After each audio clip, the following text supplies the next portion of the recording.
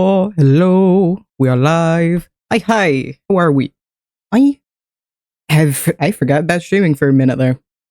Last time was, let me grab my tiny little planner that's at my desk. That's today. Almost 2 weeks ago. I usually stream at least once a week. I've had longer breaks, but it's been a minute. Hey, Billy Bob, we're gonna hop on the server in a second here. I want to show off what I've been working on. I've had a major change in how I approach my various projects. There was a book. Oh, I am lagging because the world is loading. That's what happens when you download a copy of the server. Oh geez, there we go. Okay. Let's do this. Let me say a quick thing while my computer hates me. Do I at least have my chunks down? Yes, I do. Okay, great. I completely redid my sugarcane. I need to see that then, because I saw it. I saw you were working on that. I've been meaning to tell you. I remember you saying you needed slime, and there's slime chunks in my base. So I'll have to see if I can set up a farm for that. But one of the things I've been getting back into doing, I should start this from the beginning because I'm already starting in the middle of the story. Over a month ago, I got diagnosed for ADHD, and a little under a month ago, I finally got an ADHD meds, and I was very lucky to find a med that worked for me the first time and get the dose right the second time. And it's fantastic. I love it. I can be myself again. It's fantastic. This is the best I've felt in years. For the longest time, I had a disconnect in my head that I always accounted as not dissonance. That's a completely different thing. This word I need. With brain fog. Let's go with that, because I can't remember the correct word. I know. I was obsessed with the word for a while. I should remember it, but I don't. I always had a disconnect between my brain and my body and just kind of watching my body do stuff. That's gone now that I'm on ADHD meds. Brain and body work together. I actually feel when I'm hungry, which is kind of important. But it means I've also been getting back into the things I love, which includes reading. And one of those things is a fantastic book called The Now Habit, and it brings up the idea of the unschedule, which is, it's far better to have 5 hours a day of productive, completely focused work than forcing yourself to work the entire day and never have any play. Jesus Christ, Billy Bob. So I've been slowly working on that, and according to my own little timesheet, I've had about 10 hours of focused work on this project, and I have all the creative building done. I have the schematic set up. We just need to excavate and collect. Because I have not only built the expansion for my mega base, the first expansion we're doing, which includes a passive creeper farm, because I use way too many rockets.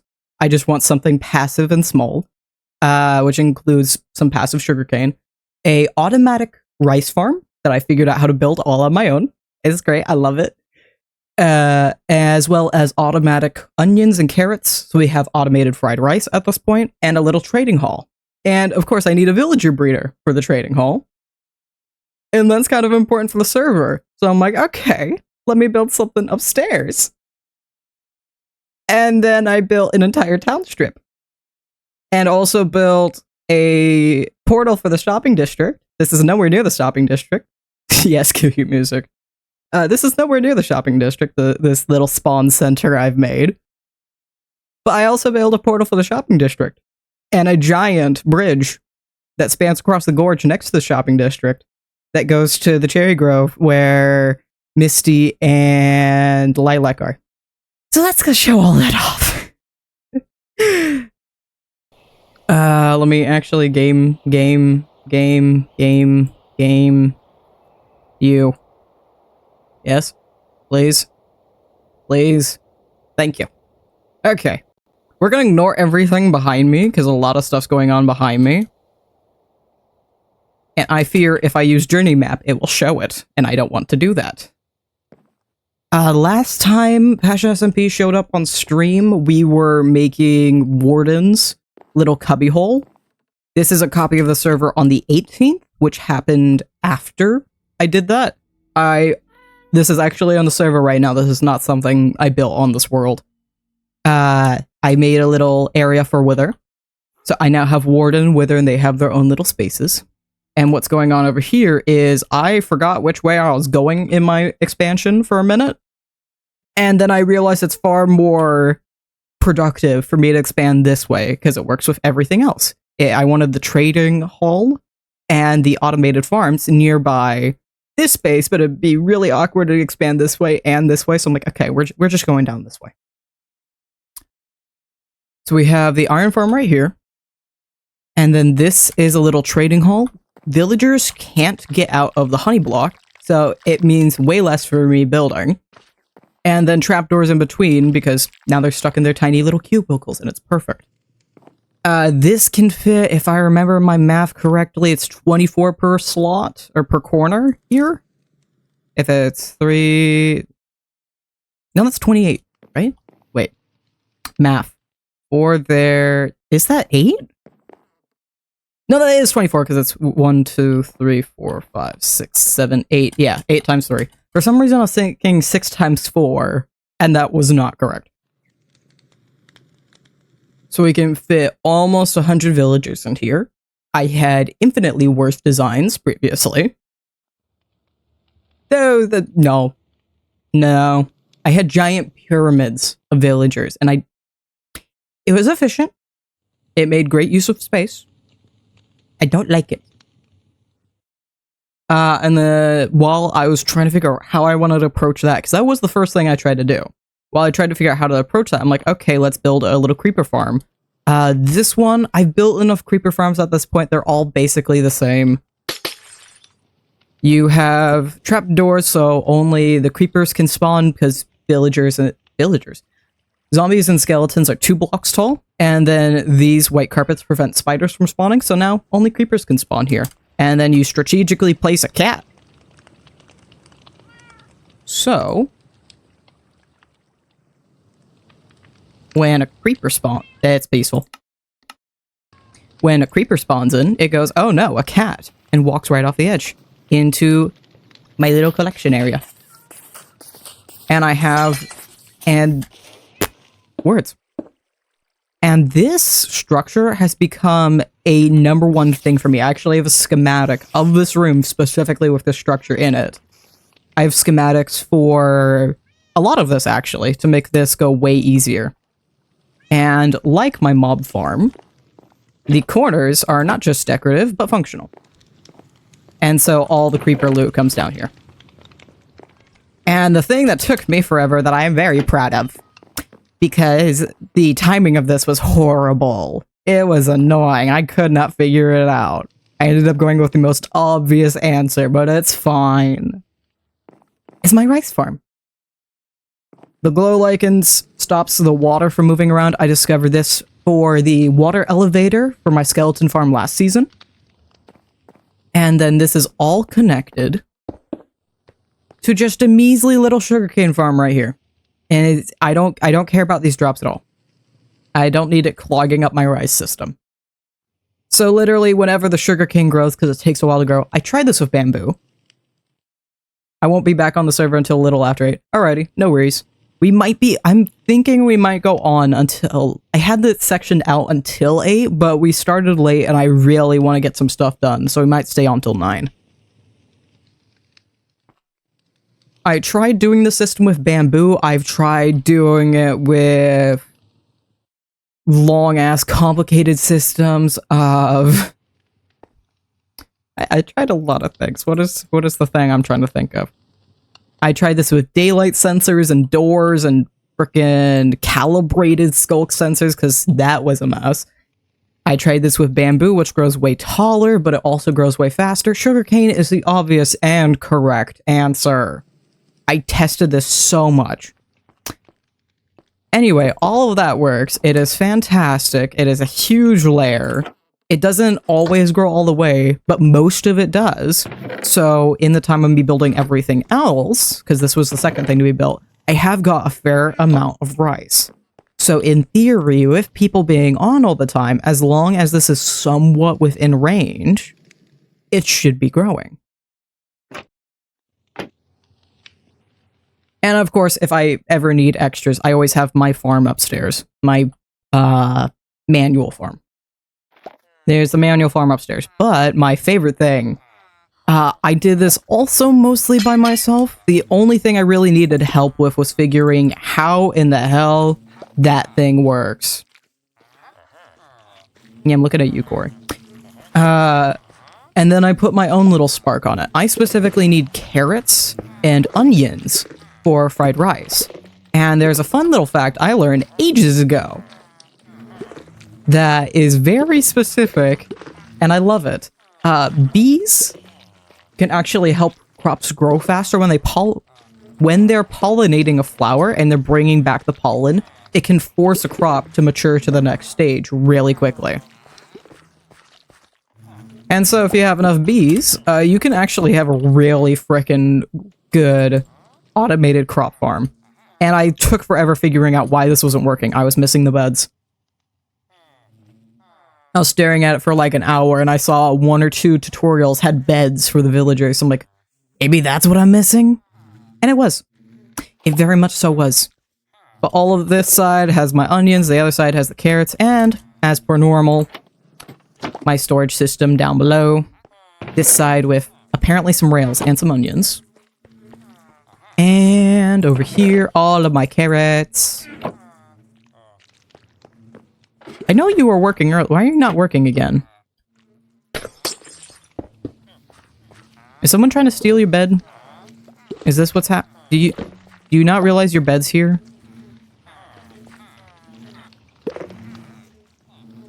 Is it because it... I don't know what we're doing. I will deal with you later. I will deal with you another time.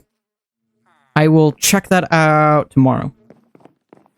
And then back to the trading hall, but whoa, what's that? It's my own very first personal piece of redstone. There's a bunch of stuff here. It started with the trading hall, or the villager breeding hall, and I will explain everything else as we go through. This is a very simple villager breeding setup. We just have 2 villagers, you breed them, it drops down into here. I have honey blocks yet again because it just makes it easy and very aesthetic. I don't have to do a lot, it doesn't take a lot. I don't have to make a huge annoying pit for them to fall in. And then this is my own personal thing. They just go right down into my base. Also, I can't physically get into this hole because I have a piece of glass pane right there. And I didn't look a tutorial for this. This is my first thing of, I'm doing redstone by myself. It is perfectly by myself. I'm like, okay, this is kind of how things work. Maybe I can do this by myself. It should be fine. And then I figured it out, and I'm very happy. I'm very happy with it. But then I built up this area at the top here because I'm like, oh, I want people to be able to take their happy gas down, pick up the villagers in a boat, and leave really quickly, right?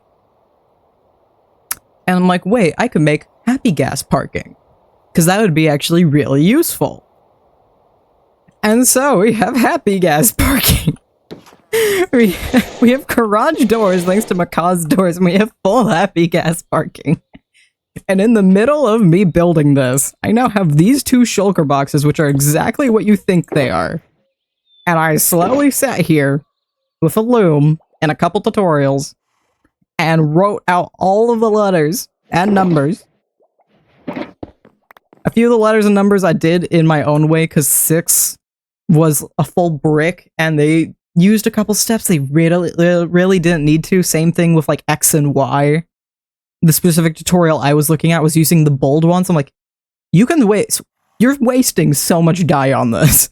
We can make this a lot simpler and a lot cooler, probably. Anyway, this is our happy gas parking. And whoa, what's that next door? Well, that's just a staircase that goes up, but it also... This is why my schematics are huge for no reason. If you're down here, so this is mainly important to Billy Bob at this point. Billy Bob's base is... Is there anybody else? I guess Skip could kind of use this one, because Skip's out this way. There's Billy Bob's base over here, so now he can take his horse. I probably should build a tiny bridge. Oh no, there's a land bridge there, it's fine. Not gonna make myself do more work. I've already built one bridge, I don't need to build another. You can come over here, and I double-checked this. You can, in fact, do this with a horse. I have a horsey waiting up here, because I was not going to put Sanic in danger. We're going to take the horsey. Oh yeah, horse stable. That is here as well. You can take the horsey. It's occurred to me you can't go back down, actually. That part did not occur to me.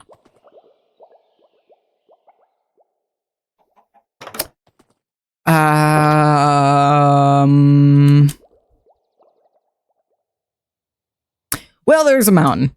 There's a mountain. Going down's the easy part. Going up is the hard part. So we're gonna... There we go. We're gonna take the long way down. We're gonna take the long way down.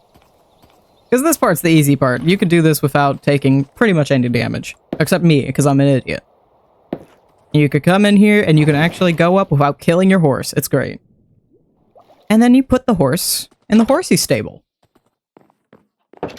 And I texted Misty late the other night. I've become the cat dad. I'm the dad that didn't want the cat, and now I'm using all of this. I didn't want to add any of this, to be clear. And I'm like, okay, I will allow some of this. Because Misty wanted furniture mods and these horse mods. I'm like, okay, we allowed these things. I'm okay with these. And now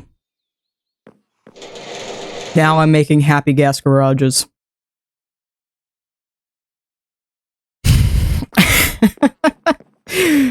You could go all the way upstairs, all the way up to each floor. Yeah. Misty is also not happy with my use of birch, but that'll happen. And I was trying to figure, I need the villagers to be farther away from the breeder just so they don't interact at all. So I'm like, hey.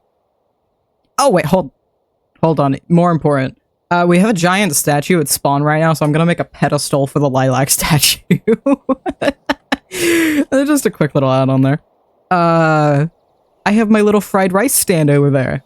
So we're expanding it to a little street stall.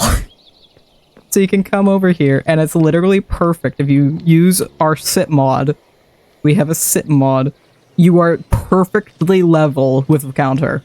And it's fantastic. I love it. And then I have my cute little setup here, and I can stock some fried rice in here to give off to people, and we can hang out here. It's great. It's adorable. And I have a bunch of places to make fried rice. But where are my eggs? Well, if we come over here... I have a fried rice, and this is where the official shop is. The other one just has my... Why am I seeing a bunch... Oh, I know why I'm seeing a bunch of creepers. I don't have... There we go. That's the wrong command. That's why. That is why. Anyway. Next to our little street shop is an actual shop. It's taken over the bottom of this apartment building. And so I made this as homely as I could. We have a sale. This will actually be on the server soon enough. Hopefully. I have most of these materials, but some things I don't. This strip of spawn is definitely going to take the longest for me to collect, but also the shortest. The mega base I extremely over-collected for. So I have like a double chest still of spruce wood. And I have a lot of materials. I have way too much. And I'm going to get even more excavating the area for my base. So I'm not too worried, but there are some things in this material list, like the red lanterns, and the banners, and the clay, and I have pale oak doors. I pulled out all stops for all of those. There's the wall lanterns here, there's specialized doors there, I have a bunch of andesite windows, I have a bunch of warped windows. It's a giant material list. I haven't even dared to look at it.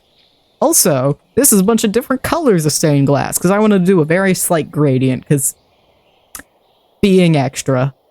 Yep. So this is definitely going to be a larger material list. But anyway, once it's done, there will actually be the fried rice back up on sale at normal price, 16, aka a stack of fried rice, because you can only do a 16 stack. I won't let you do a 64. So every stack of fried rice is a diamond, but if you buy 8 stacks, it's only 7 diamond. Because money in sales and convincing people to buy more of my fried rice. And people buy it in bulk anyway. Anyway, back here, I have my own little private area, which will hold my chickens. And then I have 2 double chests for all the eggs, and then the shulker boxes will house rice, onions, and carrots. So I can transport them back and forth very, very easily between my farms and up here. And then a little cutting board, because I didn't want to put the cutting boards in here. Or, no, I ended up changing the cutting board back there. Originally out of some other things here, I had this covered in cutting boards. I had sushi medleys down, which is... It's rice roll medley, whatever. Which is this little thing. I had a bunch of those down, but that doesn't quite fit the fried rice theme. And at this point, we just have a little cherry pot. But that's this floor, so what's with the rest of the apartment buildings? There's a little stairwell so you can access the other floors. But over here will be where all the librarians are, because they're kind of the most important one. And of course, it's honey blocks again. I'm gonna be real, this is most of the rooms. This is most of them. And you can come over here and there's meeting room, librarians, Fletchers, and then miscellaneous trading, because I want a space specifically for Fletchers. There will be the iron traders mainly down at my base, and whatever specific traders I want. I need a lot of masons. I need a bunch of quartz in order to make the nether hub. So that is a thing. And also to sell off all the frickin' blocks I have and all the blocks I will be getting for excavating my base. Which should make me absolutely rich. But most people will probably go with the Fletchers, so that's what we're gonna do. Second floor for librarians as well, because I imagine this will probably fill up, and then we might want some space upstairs. Or not second floor, second room. And then miscellaneous trading, because I have some armorers, weaponsmiths, and toolsmiths currently set up. We're gonna steal the villagers that are going in here from the Cherry Blossom Village all the way out here. So people don't have to go nearly as far. Just for some basic trading. So it's kind of congealing everything closer to spawn. So it's becoming a one-stop shop for all. But there is, of course, a meeting room. So the problem with doing honey blocks as the floor is you kind of see through them. And I solved this problem with a crown molding. But because of the way I have made this, oh, you still have shutters. You're not supposed to have shutters. I did that for a second. I didn't like it, so I got rid of it. And apparently I didn't get it, but didn't get rid of it everywhere. But the problem with the fried rice shop is I have 0 room to do that crown molding. So I had 2 ideas of what I wanted to do for the extra apartment room that couldn't quite be used. It could be a guest house for people that are just starting off in the SMP and just need somewhere to sleep real quick, or for general people who are AFK at spawn and just need somewhere to sleep. Or we can have the first meeting room for the SMP, and it took me a minute to figure out how in the... Oh, where are you kidding me? And it took me a minute to figure out how in the world was I supposed to fit all 12 of us in this tiny room. And we've ended up with this. Also, I don't know why there's a bell still in... Oh, no, I remember why there's a bell in here. So I always try and add bells to my trading halls, because I just... I feel like it makes it easier and makes them actually work. I don't know if that's a guaranteed thing. I'm pretty sure trading halls can work without a bell. I just choose to always add one. It's like knocking wood twice after saying something. Anyway, I wanted to add it so I just want to sit in the chair. I love Axiom, but sometimes I hate it. So when we're sitting and gathering for the meeting and I need everybody to calm down and quiet up for a second so I can talk, I can just go, oh, I can't. What do you mean I can't while I'm sitting? What do you mean I can't? Oh, I'm in creative. Do I need to hold a block to make you work? Yeah. I'm like, there we go. Yeah. Axiom is wonderful, but it does mess with some things. So now I can tell everybody to calm down. And call this meeting into order.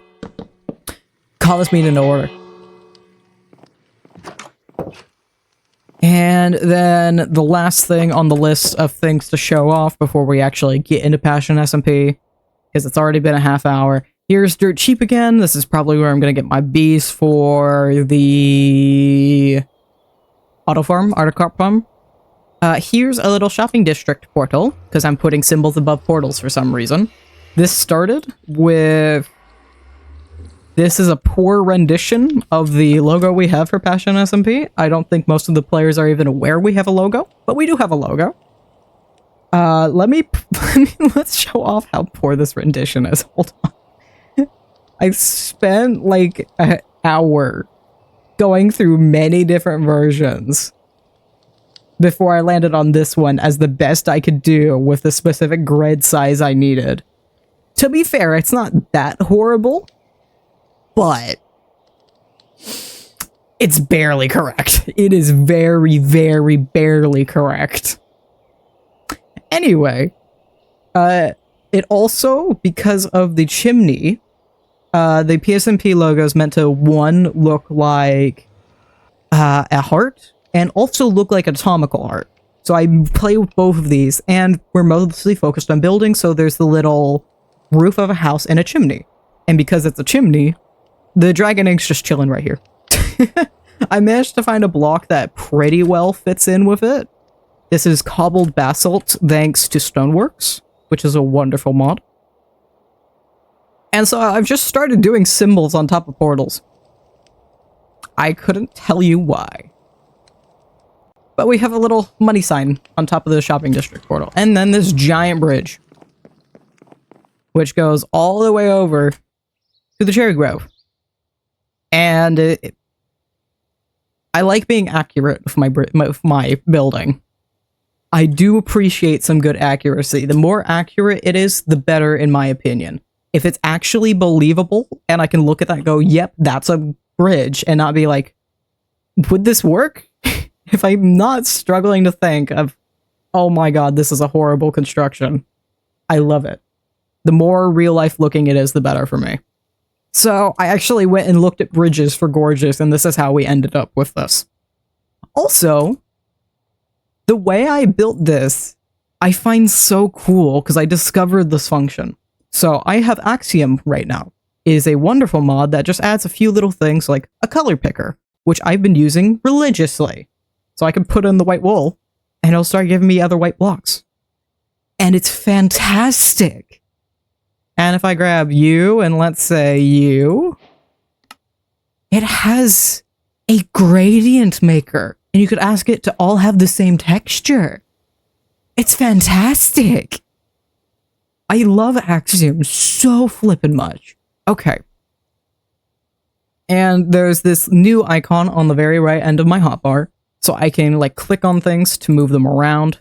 And I can scroll to move. I use this a lot in making the specific decals I have on the trading hall. Specifically that. So I don't have to build it by hand over and over again. Because one of the options is clone. And you also have stack, smear, extrude, erase, set up symmetry, and then back to move again. But there's something else Axiom has. It has a full blender suit. It has a full straight-up blender suit. I currently have this key bound to my right shift. Yeah. It just has a blender suit. I can grab a freehand draw button. Let's do this tiny. Let's do cube and then 1. And now I can just draw. And it builds it. And if it builds it. I love this so much. You have no idea. Oh. I love this so much. I haven't messed with like any of this. All I know how to use right now is the freehand draw. There's a rock. What is it? Rock tool? Okay. Undo magic select I've used. So the way I built up this entire thing, or the specific arch I have here, because I didn't want to do that by hand. No, thank you. I took a giant pane. We're just gonna do pause 1, pause 2, replace air, pink. There's a reason I build in wool. It's very easy to type. It's easy to type and it's always at the bottom of the list. And then I just went into the suit. Freehand draw. I currently just have stone, so we're just going to use stone. And I do, there we go. And then I just drew the arch I wanted and worked off of that. It took a couple tries, but I got there eventually. It helps very much so that I like being efficiently lazy. So I have spent the time to learn how to draw very effectively with my mouse, with little to no smoothing. Or correction would be normal art programs. With little to no correction. So, that's a thing. Anyway, I am very happy with all of this, and this is all happened in several hour stunts. The way I've been doing my work is I'll have a stopwatch and a timer going. The stopwatch, I never stop unless I pause completely and go do something else. Although I've been bad about that today. And then I set a timer for 30 minutes, and that tells, once it goes off, I've done 30 minutes of work, and then I can decide, do I want to stop now? Is this a good place for me to stop? Or I can continue for another 30. And it also gives me a very accurate internal sense of time, and I'm getting a lot better at keeping track of my time. I just realized I completely forgot I have a nice ice-cold soda in front of me. It's been sitting here the entire time. So, because I pulled it straight from a cooler, it is drenching the napkin that I have around it. I also have a coaster under, because I'm not a heathen, but it is root beer. It is delicious root beer. Because ADHD meds and caffeine don't mix. And thankfully, there's only one frickin' root beer brand that has caffeine, so I can still enjoy this. I've been very lucky to find a lot of my favorite tea brands have caffeine-free versions, though. And then matcha is very low in caffeine. So I can usually go about risking it that one. Because my ADHD meds also help with my sleep. So if I have caffeinated tea late in the day, I don't sleep well. I've learned this through trial and error. Which is so much fun. Also, I'm gonna quickly throw this in before we hop on Passion SMP. I've added a little bit of a trail towards the Coliseum. As Penguin gets more of this done, I'll work with her and see what we properly want to do for the entrance, and if she wants me to extend the path in, or wants to make her own little entrance. But otherwise, I think that is everything. I don't think there's anything else. Penguin and me. Yes, yes, yes. This is also Billy Bob's project. So I'll have to talk with the both of you about that. But I plan on adding all of this in large part, and hopefully eventually we'll have a path going all the way out to Oops's and Love's base. Ideally, I want paths out to everybody's bases. I went the wrong way. There they are. We need to get a portal out to them too. They don't have a portal. They're definitely far enough away to have their own portal. I'll have to text them about that. Alright, I think that's I don't know if I'm going to put anything here. I think that's everything. I can't currently think of any. I know I'm gonna put there. So something I haven't mentioned, and we can talk about this while working on other stuff. I know exactly what I will be putting here, though. We're gonna go right into Passion SMP. Oh, hey. I'm in roughly the same area. I don't even want to look at the list I need. I'm just gonna go down into my den and we are gonna start digging. Thinking about doing splee for your minigame? Ooh, nice. Oh, player hurt. There we go. I want to keep a track of how much iron we end up getting. I added some composters recently too, so we can move all the poppies around. I know, Love and Oops have been using a lot of the iron. I'm curious of how much it legitimately produces. Because I know it produces a lot. I'm just curious of what that exact amount could be. We're just gonna throw all of it in there. I don't care. So, you know what? I'm just gonna clean it out. I'm just gonna clean it out for the sake of the experiment. Boop. I should have some room in my ender chest, maybe. Kinda. Just a wee bit. I really need to organize out my looted chests. It is not a good situation. Okay. Let's do... I forgot another thing I was gonna show off. I want to show this very briefly, but I'm just proud of this, more so than anything. I briefly mentioned while showing off the mega base, I have schematics for all... welcome to the heinous way I do my schematics, everyone. I have schematics for all of my mega base. So if I come over here, all of these schematics face south. So if I turn on, first of all, cheats, and second, schematic, load, mega base, for example, we're going to do room cross, no air. And we're going to do / paste.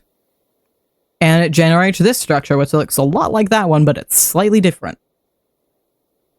And the heinous way I do this, because my base is entirely underground, but it also has lots of little divots that I don't want to be air for the sake of mob proofing. So the way I have all of the underground be used as much as possible while keeping the insides of my base airy is diamond blocks. I just put a G-mask, diamond block, brush, sphere. There's probably a better way to do this, but it's how I do it. Air 6, and then... Hey, guess what? Look, there's a room in here. And this is how I've done the entirety of my base. This is how I've set up every single one in order to make the schematic. Or the Lightmatica schematic. This is a world edit schematic.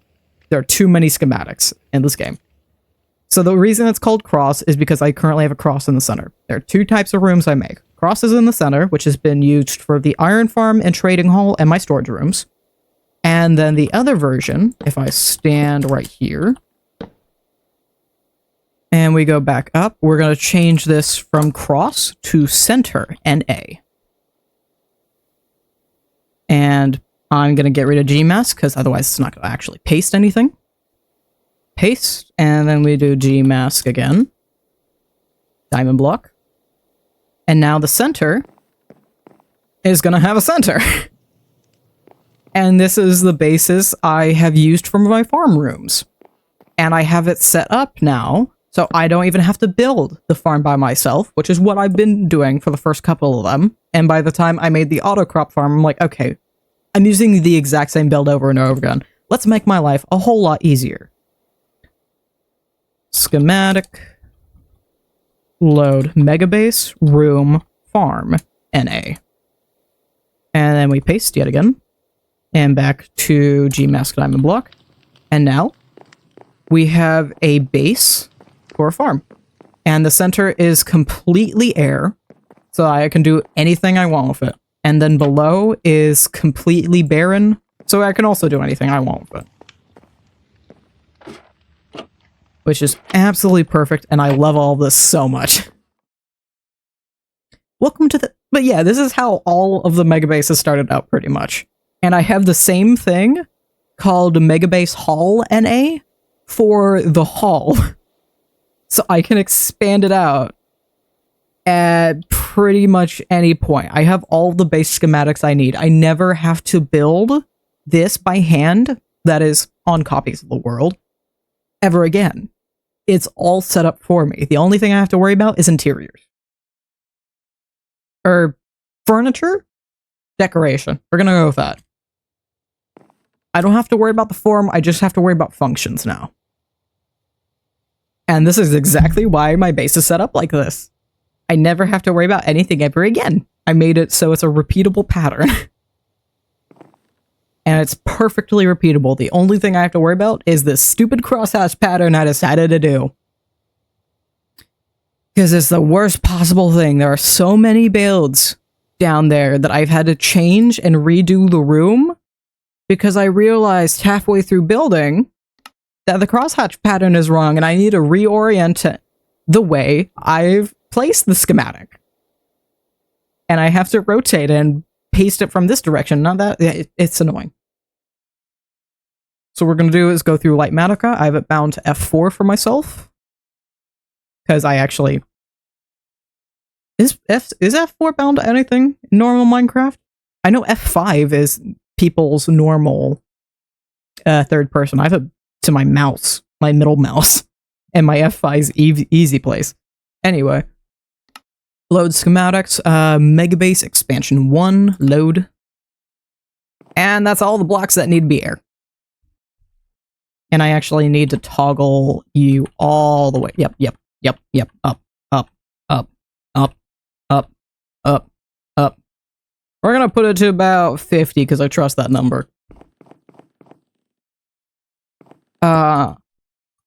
Now that I am not distracted on that thing, we're gonna be distracted on another thing while I slowly start destroying this. I briefly mentioned, I'm like, oh, I know what I'm gonna put right... Oh, hydrate. I see it. I didn't fix... I fixed all my alerts but that one. Hold on. I will hydrate, and then I'm gonna fix that alert, because that's supposed to be different. All my alerts are now Minecraft themed. They look like a Minecraft achievement. I forgot all of them but channel points. Every single one but channel points has been done. And I should have done that one, because that's the number one thing. Alerts. Edit. Channel points. Do I have anything preset for this? Hold on. Where's my things? Branding, alerts. I need to actually see them. Large icon, thank you. You. I ended up not using that one. I could... Wait, what is the size of this canvas? Hold on. 85. Got it. Oh, I could reuse that one. Okay. I was gonna have one for Ko-fi, but Ko-fi has its own thing going on and I can't actually put in my own alert, so that's why there's that little thing below me. You can do a custom GIF. I could probably set up a custom GIF. Says oh. Okay.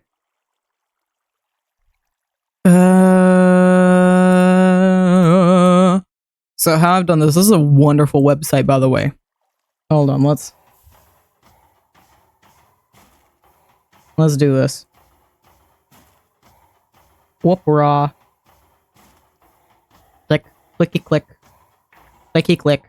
Oh, you're below game capture. Clicky click. There we go. This is a wonderful website. It's just SkimMC achievement generator. And this is how I've set up all my follower alerts. I do a space, so the white text goes blank. And then, what should we do for channel points? I kind of have like the little the little orb. I've already used the heart, cake, cookie, fire. I could use coal. I've used iron, gold, and diamond.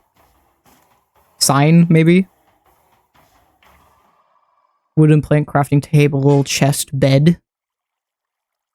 These are all the old tech. Oh, we could do redstone. I think I've used redstone. What did I use redstone for? What is redstone? I know I did. I saw it. Oh, resub alert. That's what I used it for. I can't get subs, but I have a resub alert set up. We could do flint, steel, perhaps. Oh, TNT. I think TNT's appropriate.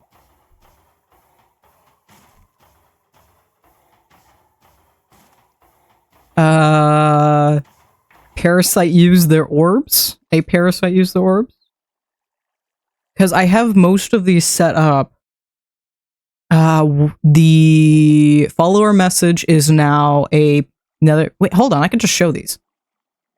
We're gonna turn off the window capture for a second.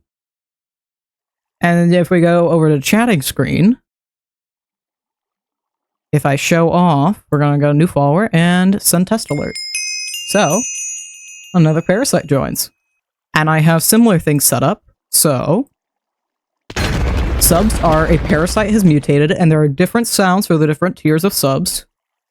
And a resub, I think, is just a normal orb sound effect. It's normal XP. A parasite grows, and then subs are a parasite mutates. Bits are slightly different. Parasite has supported. And I have a cake one set up for Kofi. So I'll have to get that set up shortly, now that I realized I was being a bit of a dumbo about that. I don't have one set up for height trains or goals. I probably should. But I think TNT works. I could always do a parasite supported. Or I could do parasite pokes you. A parasite pokes you. Or you got poked. I don't quite like you got poked, though. It doesn't fit with the rest of the theme I have. Oh, wait, hold on. I do have a raid one set up.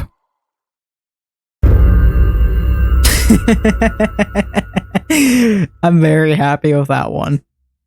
Of course, they are old Minecraft sound effects. I thought Wither spawn sound effect would be perfect for a raid.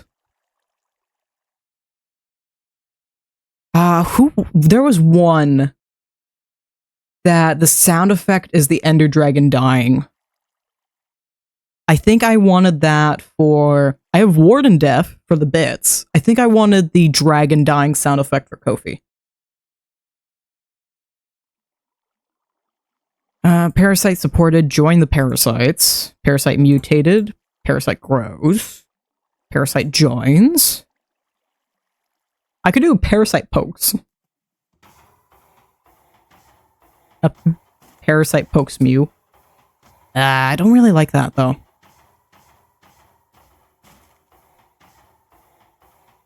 A parasite demands. Hold on. A parasite demands. Download. There we go. And the way I have this set up, because of how the Twitch alerts work, I actually have to add some blank space below in order for the text to sit correctly. Because I can't change exactly where the text is. So I have to do some funky wonkiness with the canvas. So I'm going to change canvas size. I need to make you 85 tall from top. And then I just need to save this as a transparent. Into this folder, into that folder, we're going to name this point alert. Because I should have done this, and I forgot. I looked at it, and I went, oh, I should make that one. And then it immediately, yoop, over my head. I should have done, yoop. Oh, it won't let me, yoop. over my head. And then we go down, channel point. No. Forget your file. My file. I gotta be very careful with my words there. That was almost bad. We put that scale to... I think I have it set to 80. I think 80 is perfect. Custom channel point redemption. Any channel point. We do a slide down, and then it slides up. And the text and speech layout I need as well. It goes over it. And then I need a very specific color that I was using for the rest of them. Whoopee. Heist.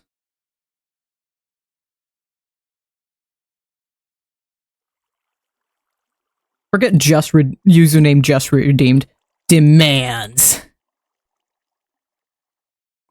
This doesn't quite fit correctly, but we're gonna go with it.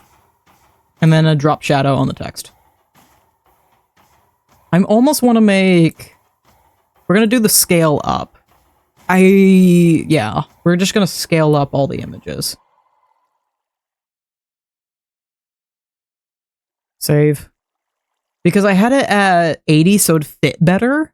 As in, like, fit with the text that's normally on the achievement, but a lot of the text doesn't fit. If it's a longer username, it's just not gonna fit. Oh, you can let me listen to my Minecraft parody. There we go, thank you. Save change, yes. Scale, there you go. I wish it would let you rescale a bunch of them at the same time. If it does, I don't know where that's at. Save. So now I need to send a little test. Send alert. Yeah, that's what I thought. Yeah, it's immediately cut off. Is that still the victory sound?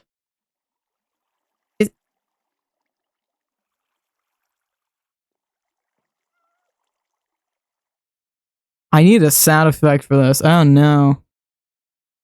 You know, we're gonna put an orb. Just like the resub. Alerts. You need to be not so cut off. So we're gonna try this again. Save.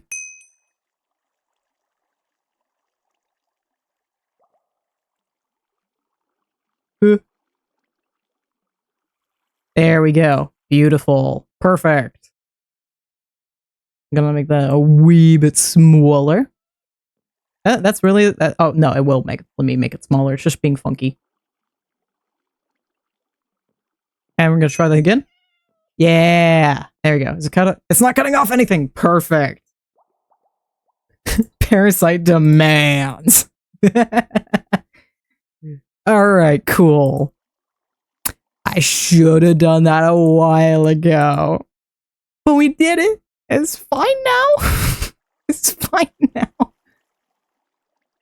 Okay. Anyway, back to this. Hi, Dusty. How you doing? I think he just got let in my room.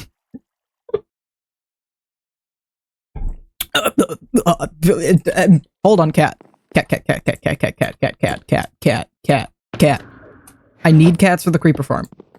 It's taken forever for another one to spawn. The last time one spawned, granted I haven't been on the server as much, the last time I got one to spawn was the jelly I have way over there that I think I got on stream. Come on. Come here! Hello, buddy. No, buddy. Oh, guess what? I have fish. Go get the fish. Yes, good. Good cat. Thank you. Alright, come here. That's the good thing about having the iron farm, is there's so many frickin' villagers over there. Seriously, cat? There's so many frickin' villagers over there that it just spawns cats for me.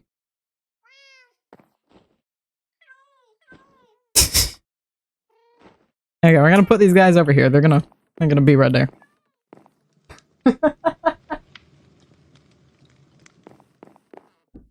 My cat's being a prick. Alright.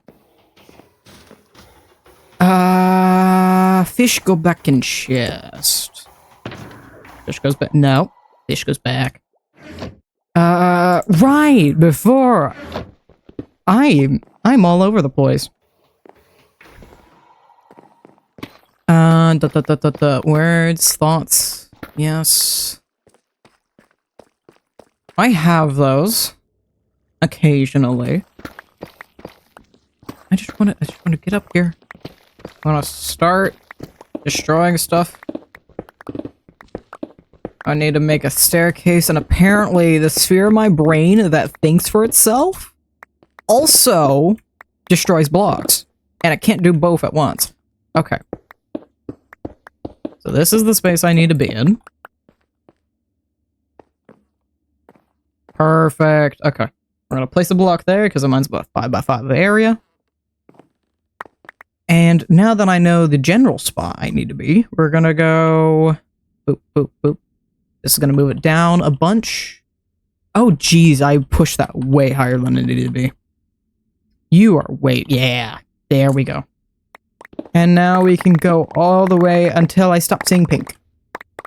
Which shouldn't be too long, hopefully. Yeah.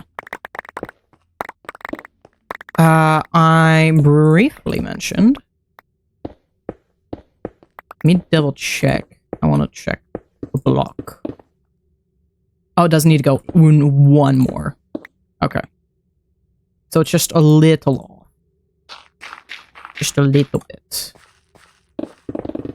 Wanna... Okay, yeah. Perfect. Here's the problem with doing this. Is I need an unreasonable amount of shulker boxes. It is ridiculous. Very much so, actually. I just need to get into my base again. Which would... The best way would be, honestly, right here. Honestly, I do need to just overbuild or over-excavate my base, so it's easier to get back in. Stone is over here. That space earlier, this is ages ago now, but this little spot where I wasn't sure I was gonna put anything, and there's like, I had a little pass around for the spawn center, there's a little spot where I wasn't sure I was gonna put anything. And it occurred to me as I was looking at it, I know the exact thing I can put there. I brought this up very briefly in the last stream, is I wanted to start up a Passion SMP potluck, which is somewhat what it sounds like, but also not what you would expect it to be. I wanted us, for the season of Thanksgiving and Christmas, to simply just do a content potluck. Either find something free, free to bring for everybody to play, or build something within the server. Yeah. I wish the hammers were actually useful for fighting, but they are not. I forgot about the shulker boxes. Immediately. I don't think I'm gonna need Lil Ham for anything right now. Yeah. I shouldn't need him for anything. They're just gonna grab a bunch of shulker boxes. And start sorting all this out. Well, not really sorting it out. I'll sort it out later. I actually need to get it up and off the floor. Half of my time excavating my base, more than half, honestly, was just inventory management. Straight up. Anyway.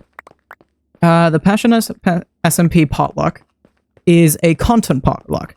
So everybody's making various little projects in order for all of us to just kind of share with each other. Other people have been slowly working on theirs.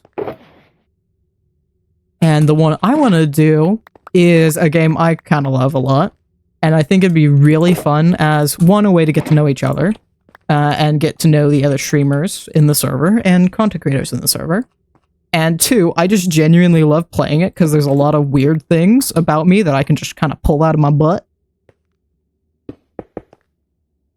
That is a block taller than I need to be. Whatever. Isn't that 5? Yes. Perfect. And then that one. Perfect. excuse me. But I wanted to build 2 truths and a lie on some treetops and do a watchtower in order to get on top of those treetops. And I wasn't quite sure where I was going to place it. I was going to place it between the Coliseum and the shopping district. But having that little area right by my base and spawn center that is really blank and kind of needs to be used is perfect. Because I already have a lot of trees around my base. So it works out beautifully. There you go. Yep. And I think, oh, no. I need to get rid of you. I was dealing with a stupid thing when I was building in creative and I looked back at an area later and everything was freaking burned down. No one is out. And inventory management. Get out of my face. Out of my face. So we'll have to do that. That's one of the blueprints I haven't set up yet. Thank you, KofiBot. That is a schematic and a build I haven't set up yet, but it's not too much. I just want to make either custom trees or just plant a bunch of trees, and then it'll be the watchtower and... Let's do that. The watchtower and then just little platforms on top of the trees, so it's clear where you should go and how. I would like to have some fun with it and make it look kind of cool, but otherwise it's mostly just going to be treetop forest. That's about it. I'm really excited because I love 2 Truths and a Lie. I don't get to play it a lot, but I do love it. And I love seeing other people play it too. Because it's the fastest way to learn a lot of weird shit about your friends. Because, like, I can randomly say, one of the ones I want to do, and that I have, like, picked out in my head, is, it's 2 truths and a lie, so you have to pick up 3 statements, and they have to figure out which one's the lie, and which ones are true. Which can be really interesting if people don't know a lot about you. And I want to do, I have done competitive swimming, I've done competitive biking, and I've done competitive soccer. 2 of those are true. One of them is not.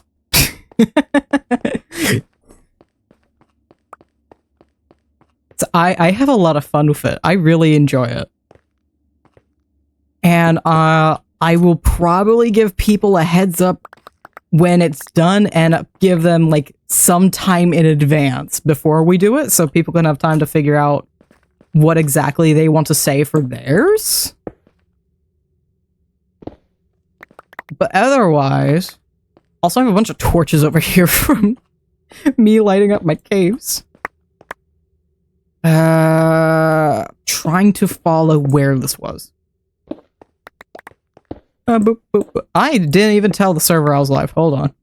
I completely neglected that one. Copy. I completely forgot. I completely forgot.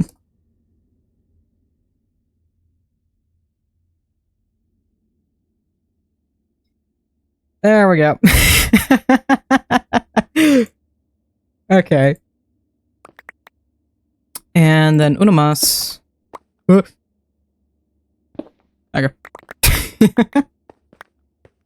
I plan on also trying to stream most of this weekend. I plan on, if I'm able to, I should be able to, streaming same time tomorrow night as well as Sunday night. And we will see how the following week treats me. When it comes to building, I like really zoning out for it, but excavation, even though I struggle to talk through it sometimes, and getting myself into the groove of it, I do enjoy being able to walk and talk as I'm doing excavation and collecting. Actually, I'm very curious.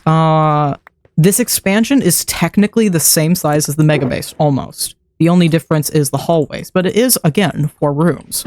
So I want to actually look at... I shouldn't actually need that one. I should only need these. Excuse me, sirs. I want to see how much is required for the mega base this time around. Because last time, I think it was about... Actually, I don't even need it. What am I saying? I can look. So this is the main mega base. Materialist. It needed... That's almost 7 shulker boxes of spruce planks. And 3 shulker boxes of stripped spruce logs. So I'm very curious. How much does the expansion need? Will it require just as much or less than? I imagine it might need some less, but I've also used more spruce because of all the spruce in the farm builds. And the framing I've used for those farms. So it does bring up a curiosity in my mind. Megabase expansion materialist. Only 4.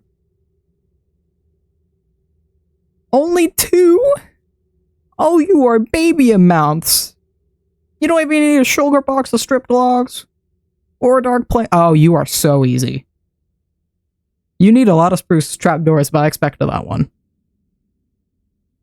Oh, you are baby. You are baby amounts of stuff.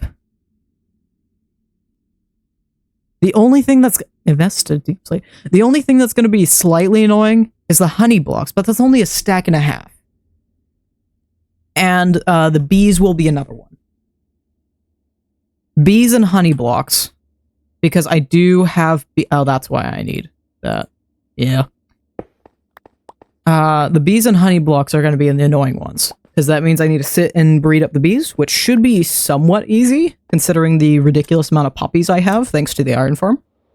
Granted, I've been composting some of them, but, in large part, I have a lot of poppies. More so than I would ever need. You need to go in that slot. That's not the slot you wanted to be in. Thank you. Perfect. There we go. I was talking about a thing and I have lost said thing.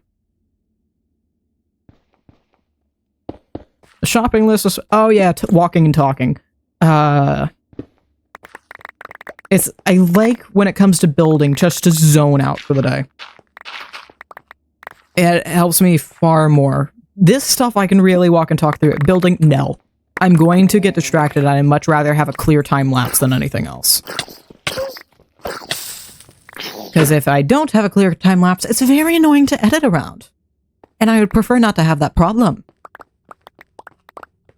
It is not fun to deal with. And I might mess around with how I edit this time lapse. I'm not sure what I want to do. I know I'm gonna, again, change around my video format. Because I really don't like what I've been doing. I like the voiceover more so than... Hold on. Pause everything. How much? How much this time? 3, 4, 5, 6. 6 stone diamond ore. Ooh, let's add that to the collection.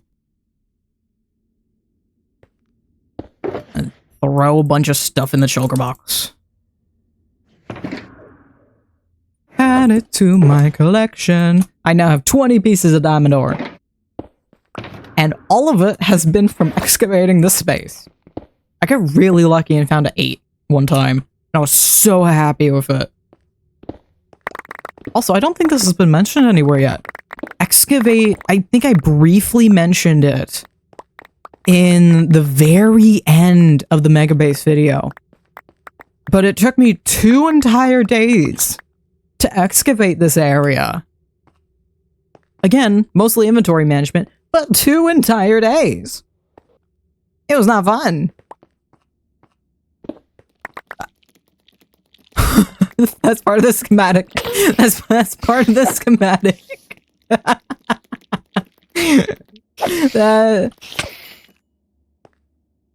Ignoring the jump scare, that is the schematic.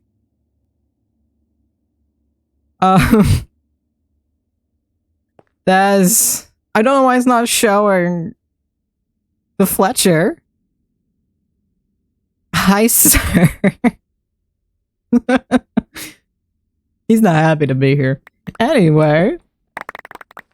It took me 2 days to excavate the original. Hopefully it won't take me as long to do this one, because I don't have to go nearly as far for my storage, or have to transfer everything to dirt cheap.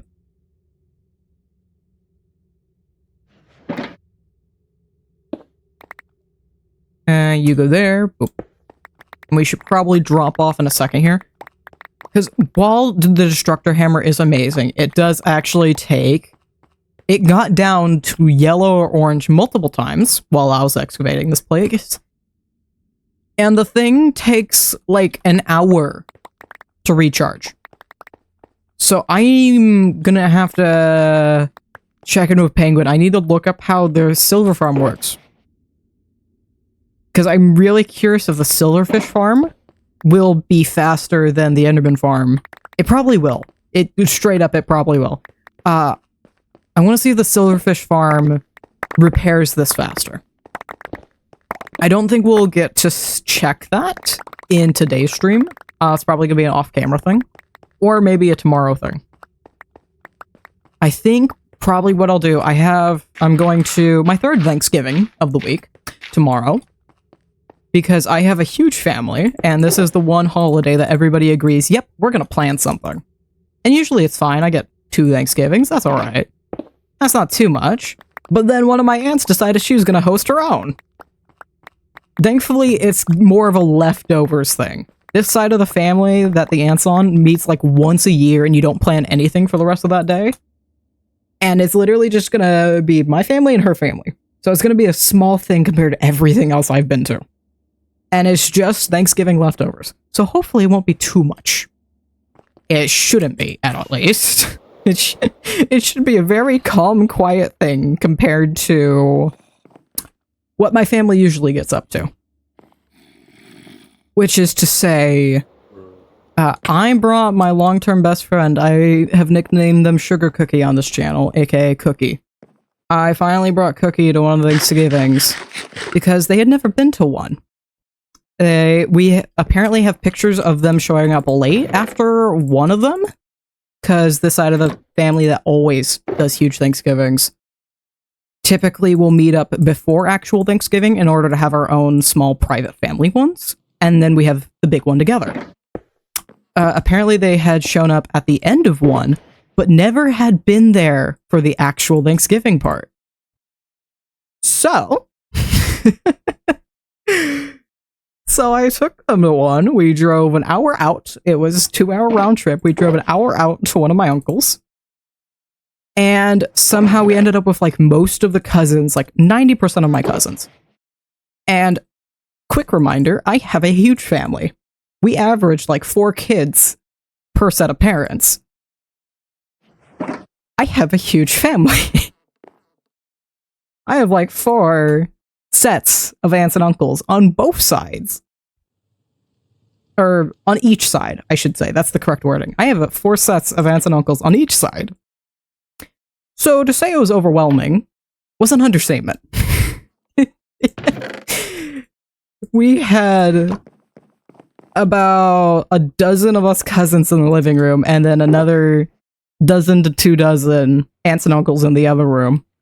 And we're all spread out. Everybody's having their own conversations. And we're an argumentative family. It's just how we talk to each other. Oh my... Use the wrong tool.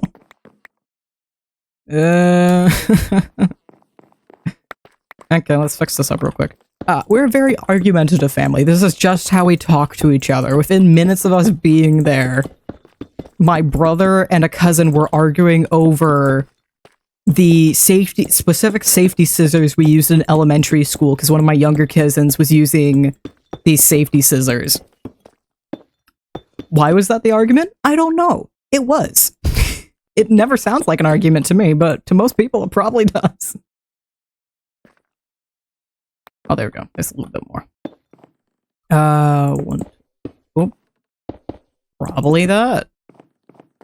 Is that correct on the other side? Yeah, okay, fine. We're just gonna go with that. We just going with that. And eventually, about halfway through, we just sat down, grabbed a piece of paper. One of my uncles was looking over us and autocorrecting us doing this, and slowly wrote out the family tree for Sugar Cookie and one of my younger cousins who wasn't quite aware of the extent of our family. And because our family's very mixed, and it's mainly thanks to my parents, who actually had the same friend group growing up in high school. So everybody knows everybody, kind of. So it makes it ultimately more confusing. Because some of my mom's younger siblings talk to some of my dad's younger siblings, because they both have young kids. So it's fun. There's way too many of us.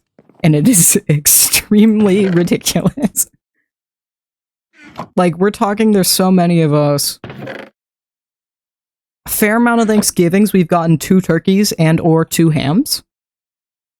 We had a giant crock pot, a full crock pot. We're talking more than you'd put in for a lava cake. We're talking full to the brim crock pot of mashed potatoes. We're a family that definitely enjoys their mashed potatoes and stuffing. You have to have stuffing. It is a requirement to get bulk brand or bulk amounts of stovetop stuffing. Why stovetop? Because we tried doing homemade and we don't like it nearly as much as stovetop. It's just how it goes. Also, now you see the brilliance of this storage system. I could just come over and add whenever I want. And I'm just gonna preemptively start doing this, because I'm gonna need all that. I guarantee it.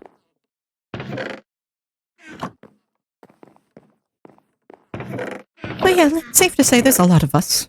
Thankfully, the Thanksgiving, like actual Thanksgiving Day, my grandpa hosted. And it was a lot calmer of an affair. Except for one rambunctious little toddler. But otherwise, it was a mostly calmer affair. And didn't go on for nearly as long. We waited a little while for food to be done. We had some food, we hung out for a little while. Had some dessert. Call it a day. Quick, simple, I got home, I got more work done. Oh wait, no, I couldn't get more work done. I take Thursdays off. It's very annoying to force myself to take days off.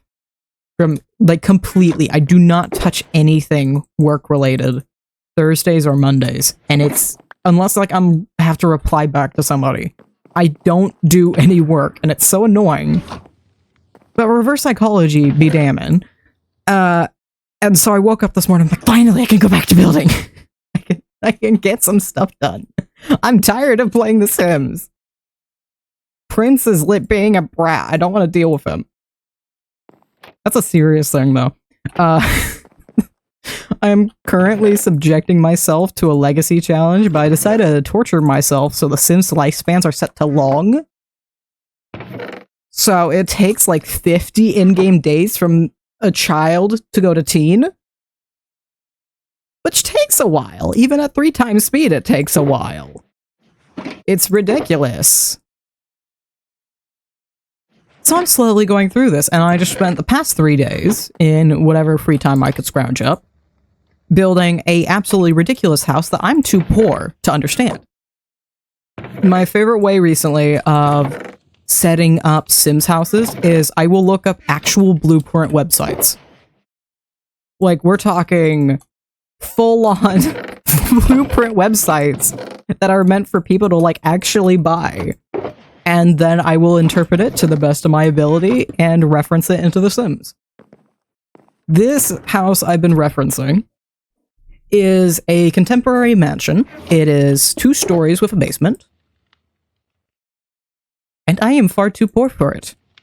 Because, first off, the basement has like a huge storage area and like a 4th living space, a bar, an indoor golf section with its own bar as well, and then a second playroom, as well as an indoor gym. And there was a tiny room that I made a 2x2 in The Sims, and it pretty accurately translated. There's a tiny room that I translated, and I'm like, I don't know what this is. I can't figure out what it is. They don't have any furniture plotted out for here, and the image is probably a JPEG, and I can't read the text. I can't read the text for most of the room, so I just had to kind of guess what was what. I need more gunpowder. And it took me a while to realize, hey, that room's the same on every single floor. And I realized I was far too poor for this blueprint because they have a fucking elevator. They have an elevator in their house. They have 4 bedrooms and about 8 or so bathrooms. Every single bedroom has its own bathroom. The master bedroom's closet is bigger than the master bedroom. Their master bathroom's bigger than the playroom. It's bigger than the kitchen. The kitchen has its own butler space. I am way too poor for this house. You have 2 double garages. You do not need that. You do not need that. I got to the end of building this house, and I'm like, you Sims don't need anything else. I changed the golf to be an indoor playground for the kid. So it just looks like a play place now. I have carpet down and everything. I have carpet in one of the outdoor playground sets just put inside because I have this much room in this house. I'm on a 50 by 50 plot, of course. It's been interesting. There's my paper. Yeah, I'm on a full stack of fried rice. I looked at them like, oh, I'm low on fried rice. No, that's a full stack. I'm not allowed to have more. Nope. Nope. Not gonna happen. You. Excuse me. Oh. Leather. Well, it took me 3 days to build this house. Mainly because the first 2 days I was working on it were work days. It was Tuesday and Wednesday. And I had to get a bunch of other stuff done, so I took little breaks here and there in between and just started working on this stupid house. It was mostly before bed. I'd spend like an hour or 2 on it. Boop, boop, boop, boop. But Thursday I got to spend the entire day on it. And it took forever, but I got it done. This house is way too freaking big, though. I have plants in, like, every corner of this house, because I don't know what else to do. There's not enough furniture to decorate your stupid house, let alone enough modern decor. The house still ended up being worth, like, $500,000. And I was using the cheapest plants possible. I was using quite a lot of cheap stuff, actually. And just kind of repeating it over and over, because the cheaper stuff is the more modern stuff. I think the most expensive thing in that place is just the bathtub. Because the most expensive bathtub in, like, base game Sims, I have completely vanilla Sims except for one mod, and it's purely so I can see my cabinets through walls. Because the normal Sims doesn't frickin' do that, and my cabinets are my favorite decor item right now. You want a closet? I'm just gonna stick 2 cabinets in it and call it a pantry. It's fine, it works out. Excuse me, sir. Thank you. I hope you die in a fire. Did you not hear my proclamation? Proclamation. Did you not? Excuse me. No. No. We are not doing this. I am not your personal firing range. I'm not gonna put on a little jester hat and do a dance for you to shoot me with your arrow. Goodbye. I probably shouldn't have put that back down, boy. Oh my, how many? 2, 3, 4, 5, 6. Another 6. Are we sure they made these rare? We found 12 already. That's almost the entirety of what I had before. I had 14. Are we sure they made the stone diamond ore rare? Because supposedly it is, but we found... Oh. Alright, yes, I will hydrate. You know, we're gonna take another slurp. Good root beer. Oh. Hey,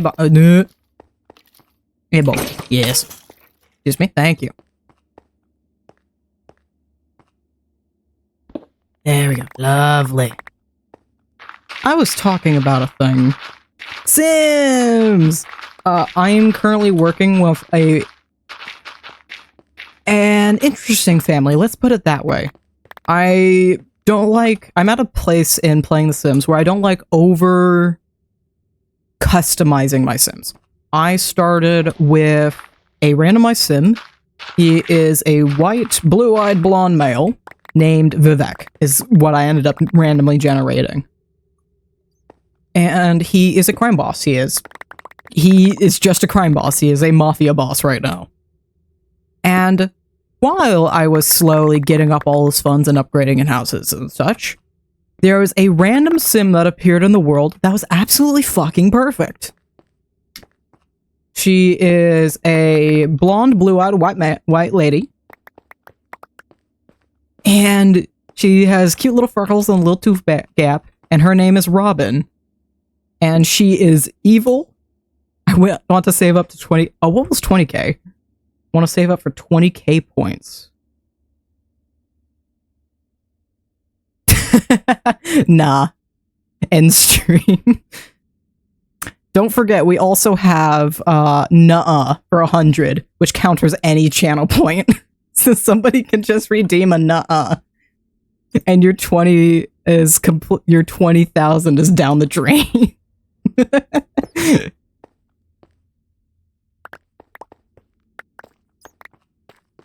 I can't, I'm half tempted to be like, recommend a game or something to that extent. I don't even remember all the channel points I have set up. Hold on, what are my channel points? Because I have the high first, I'm gonna lurk. Hydrate, highlight, the nuh-uh. Orb. You use the orb. I don't... Hey, thank you! Welcome! Hi. Oh, it's you! Yes, hi! Hello! We also have... What was... I don't... We have channel points, I don't like that thing, and I like that thing. Money for the pit. Give me attention for 1,000. Pay attention to me 2, Electric Boogaloo for 2,000. No, I don't think so. Which is 5,000, bands in action for 5 minutes. Have a cuppa, which is 5,000. You can choose my cup of tea. My rules for 10,000. I'll do whatever you want for the next 10 minutes. You sound hungry. You make me go get a snack, basically. Drown, 15,000. I go make a pot of tea.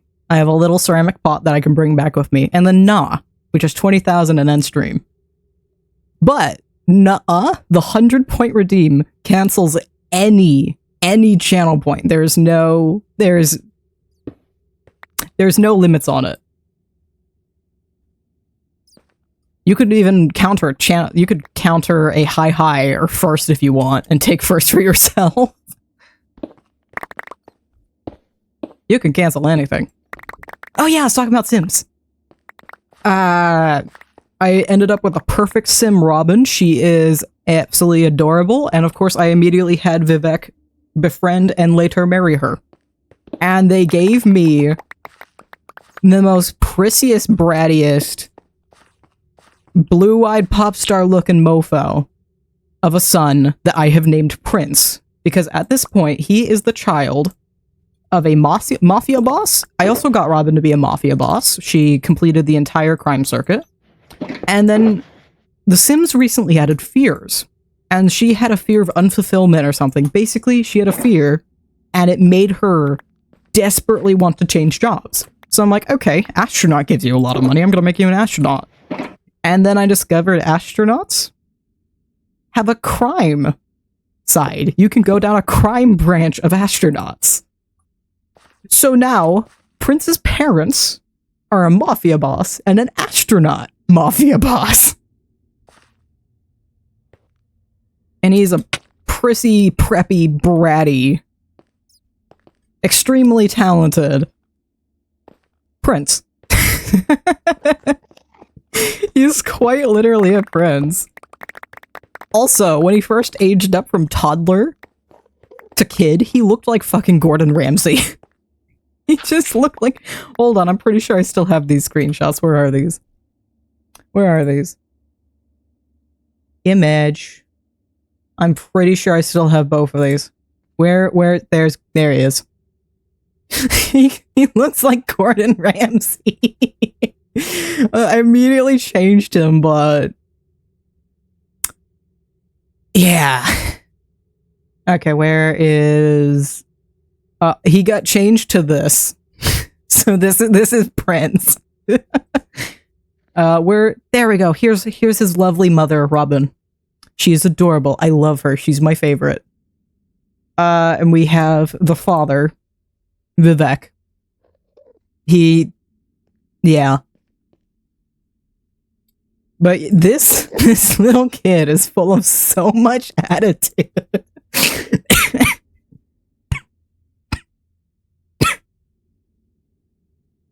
I loaded up the game to this. It will put The Sims in random poses when you load the game, and it'll show you whatever family you last played. This is what I got when I loaded up The Sims yesterday.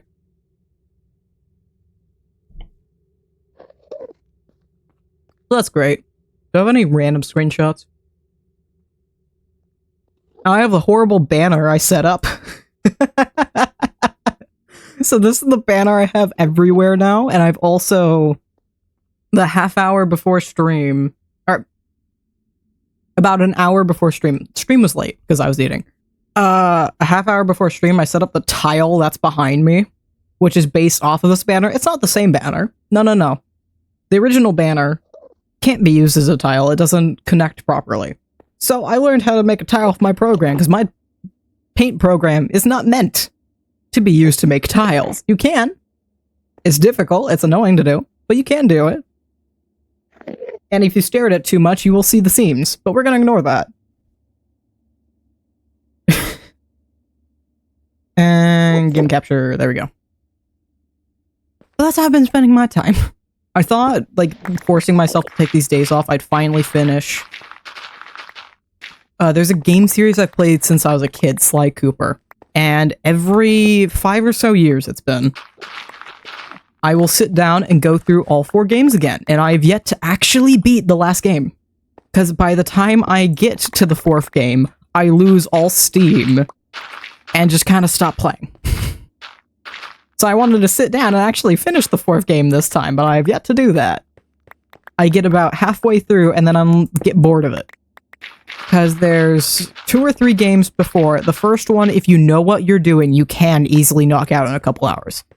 The second and third ones take longer, and in my process of playing those, I had a fun little issue. So, the Sly Cooper franchise is the entire basis of it is Sly Cooper comes from a long line of thieves, and these are specialized thieves that only steal from other thieves. Because they don't like to justify stealing from random people. There's no actual fun in doing that. So they only steal from other thieves, and that's what makes them masters. And so the 3rd game finally starts really bringing in all the thievery aspects that you would expect from games, because it's more of an adventure game and platformer, the 1st game. The 1st game's like a pilot episode. The 2nd game is like the 1st season, and the 3rd game's like the 3rd season, where they finally figured everything out. The 4th game, while it is not a reboot, is like a really well-made reboot.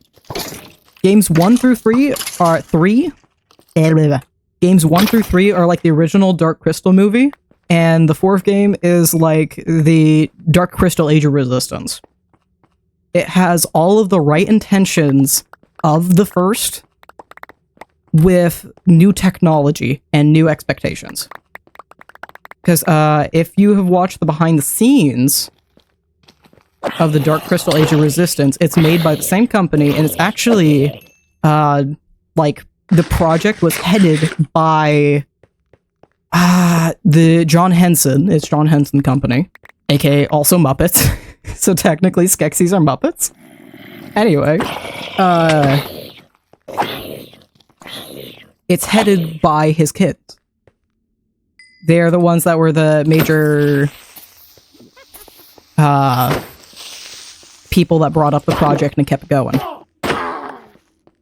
And Age of Resistance, they played around for quite a while with if they wanted to go full CGI for the puppets, or if they wanted to go completely traditional. And they ended up with very little CGI, but just enough to push expressions so they were a little more realistic. Otherwise, it's still completely puppetry. And I think the Force Sly Cooper game does that kind of stuff really well. Because it's all the traditional Sly Cooper stuff. One of the most annoying things about the first game, but is made way easier in the fourth, is clue bottles. And those clue bottles will haunt my dreams.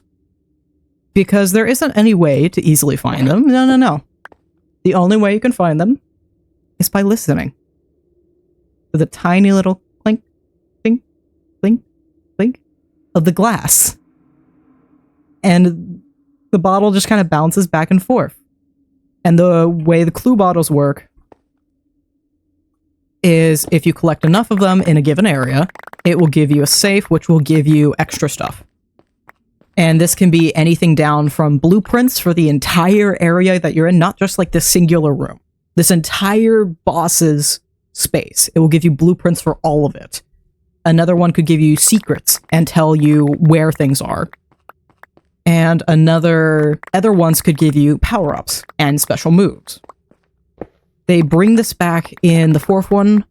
I can't remember if it's a collectible or not. I think it tells you where everything else is, maybe? I'm not fully sure of that. I'd have to double check. It's been a minute. As you can tell, I've not fully played through the fourth game.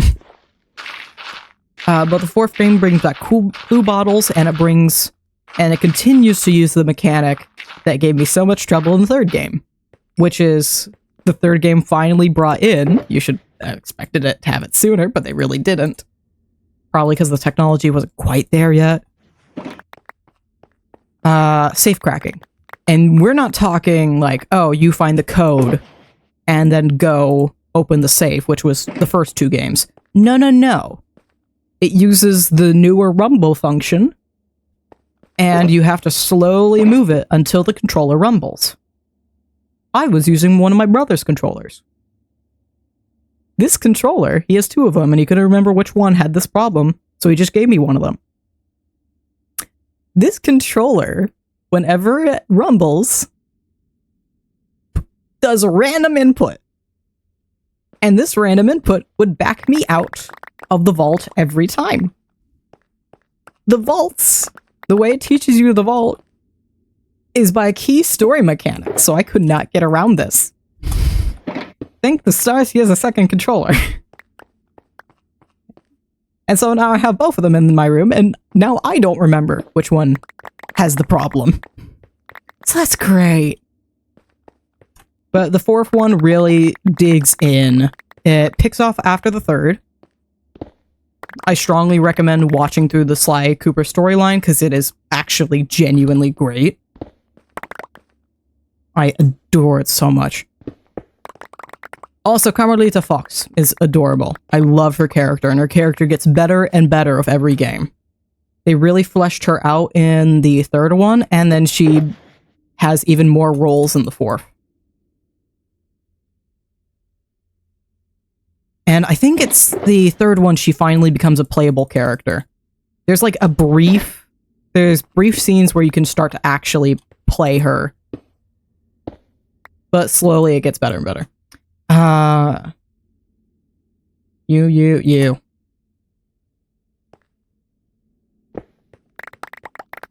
Words. I was thinking things.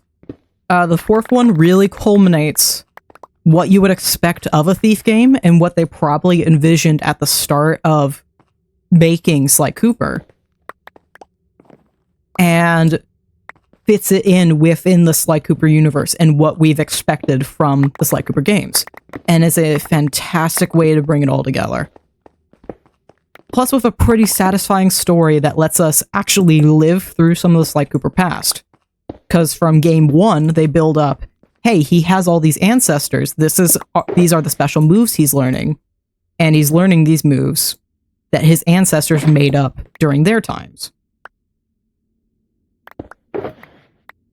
And it's so good. It's fantastic. Not to mention bringing up older characters. The third one did a great job of bringing in old characters. The third one, Sly just wants to do one last heist, because that's how you do. He wants to do one last heist, and you meet old bosses from the first game, and I love it. It's fantastic.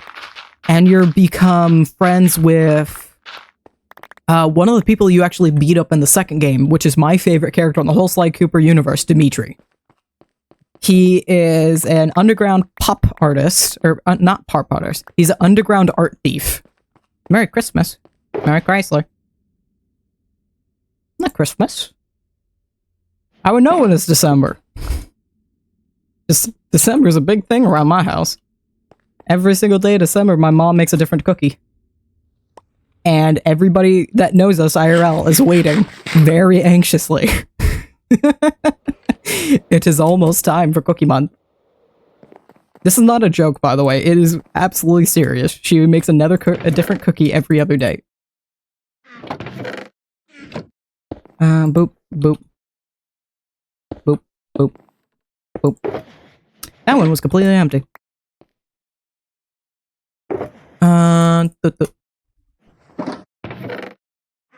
It's Monday.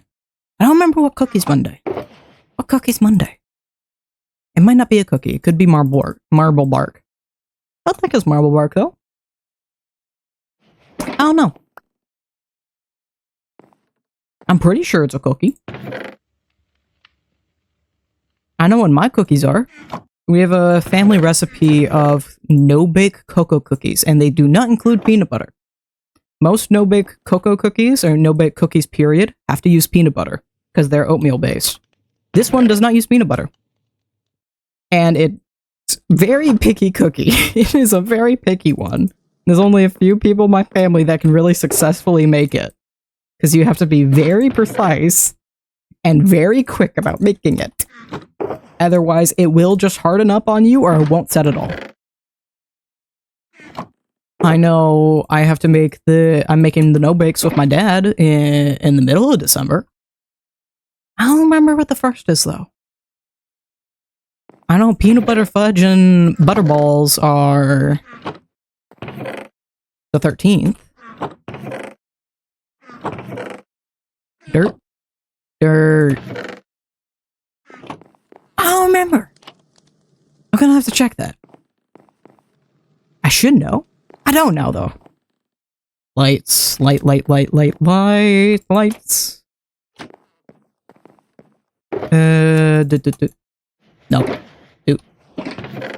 Up. Oh, I was talking about this earlier. Until I got, like, completely sidetracked on a bunch of different topics. I haven't quite enjoyed as much my video editing style. I liked the voiceover of doing the Megabase more. But I think I'm gonna try and hit a different note and I'm gonna try something different for the next video. Not something too out of pocket. I've done this video format before. And we're gonna see. I'm mostly aiming for something I enjoy making. And that feels good to post. Because right now, like, I kind of enjoy the voiceover stuff. I enjoy having fun with, like, the camera angles and the post-production. But I want something that is fun but easier to make. And I actually enjoy every bit of the process.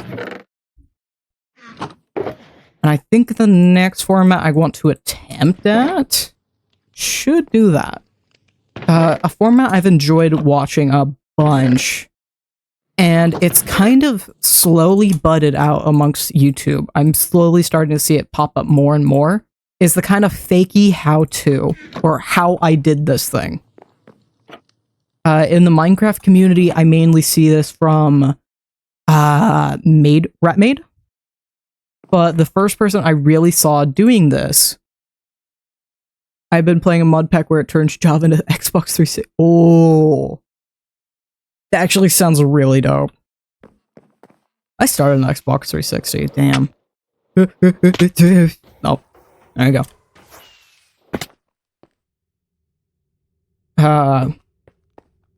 I think the first person I really saw that did this format, and I absolutely love their videos, it's one of my favorite things to have playing in the background, or just straight up watching, is Yimfa.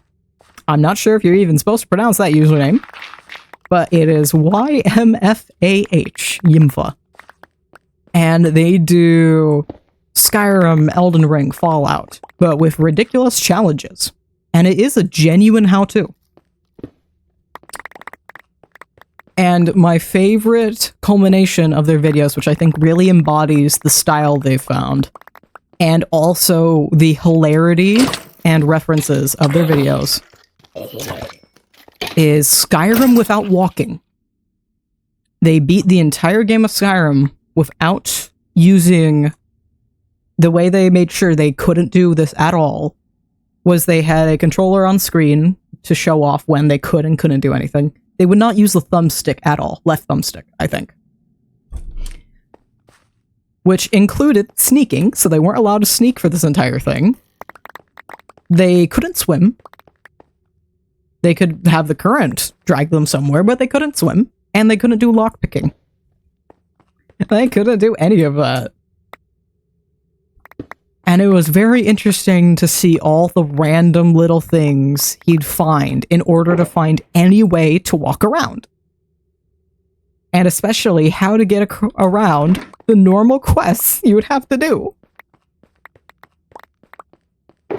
Because a lot of the game will actually, some of the major parts of the game will lock up input for cutscenes. So he's done everything from input transfers to buckets was another one that he had to use a lot when he could access his inventory. Just pick up a bucket and held it against his character, and because of the physics of the game, it slowly pushed your character. And so this is how he had to walk. And how did he walk everywhere else, you ask? Punching. Just punching. When you... I can't remember if it's a heavy punch or a light punch. But when you do a punch, it pushes you forward. He also did punch and arrow equip, which it does about the same amount of speed as just a punch cancel, but I think the very first thing I did on Xbox 360 Minecraft was Spleef. Ooh. I played on a creative world with my brother, and the very first thing I made was a 4-block wide math 7-block tall house. And it was a brick house. And it had one little ladder and one block you could actually stand on. Because I filled all of the corners of the room, but where the ladder was on, with stuff. I didn't even have a step up into this house either. This was so long ago. It was before the frickin' color update. We just had a good old red bed. I should do that as like a short form video. Upgrading my first ever build. Hold on, that's a genuine idea. Where's my phone? Where's my distractions note? I have a notepad that's just labeled distractions, and I have it as a checklist. So whenever I think of something while I'm working on something else, I just add to it. Shorts. Colon. Upgrade. First build. Brick house. Save. Yippee.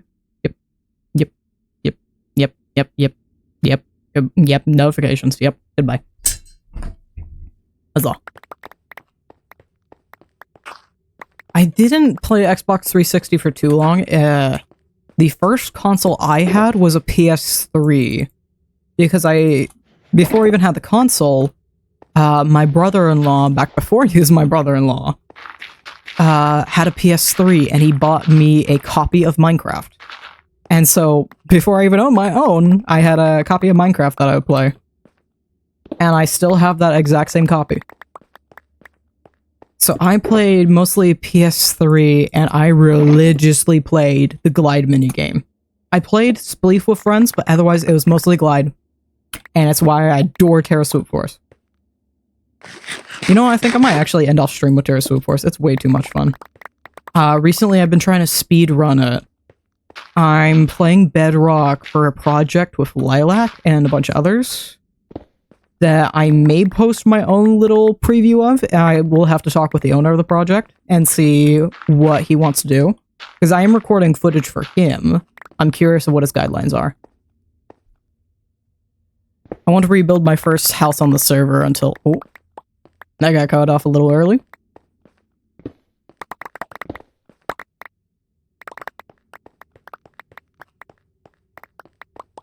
Brain. Oh yeah, I was playing Terra Swoop Force for a little while and speedrunning it. Because I know I can play it on Java. It's just easier for me to load up Bedrock because I have the world on there. I have the world download. So it's really easy for me to access. But it's my #1 way to get back into playing Bedrock at all. I'm still using the same world I've been using for a while, and at this point I have most everything except for the emeralds in the... Well, emeralds.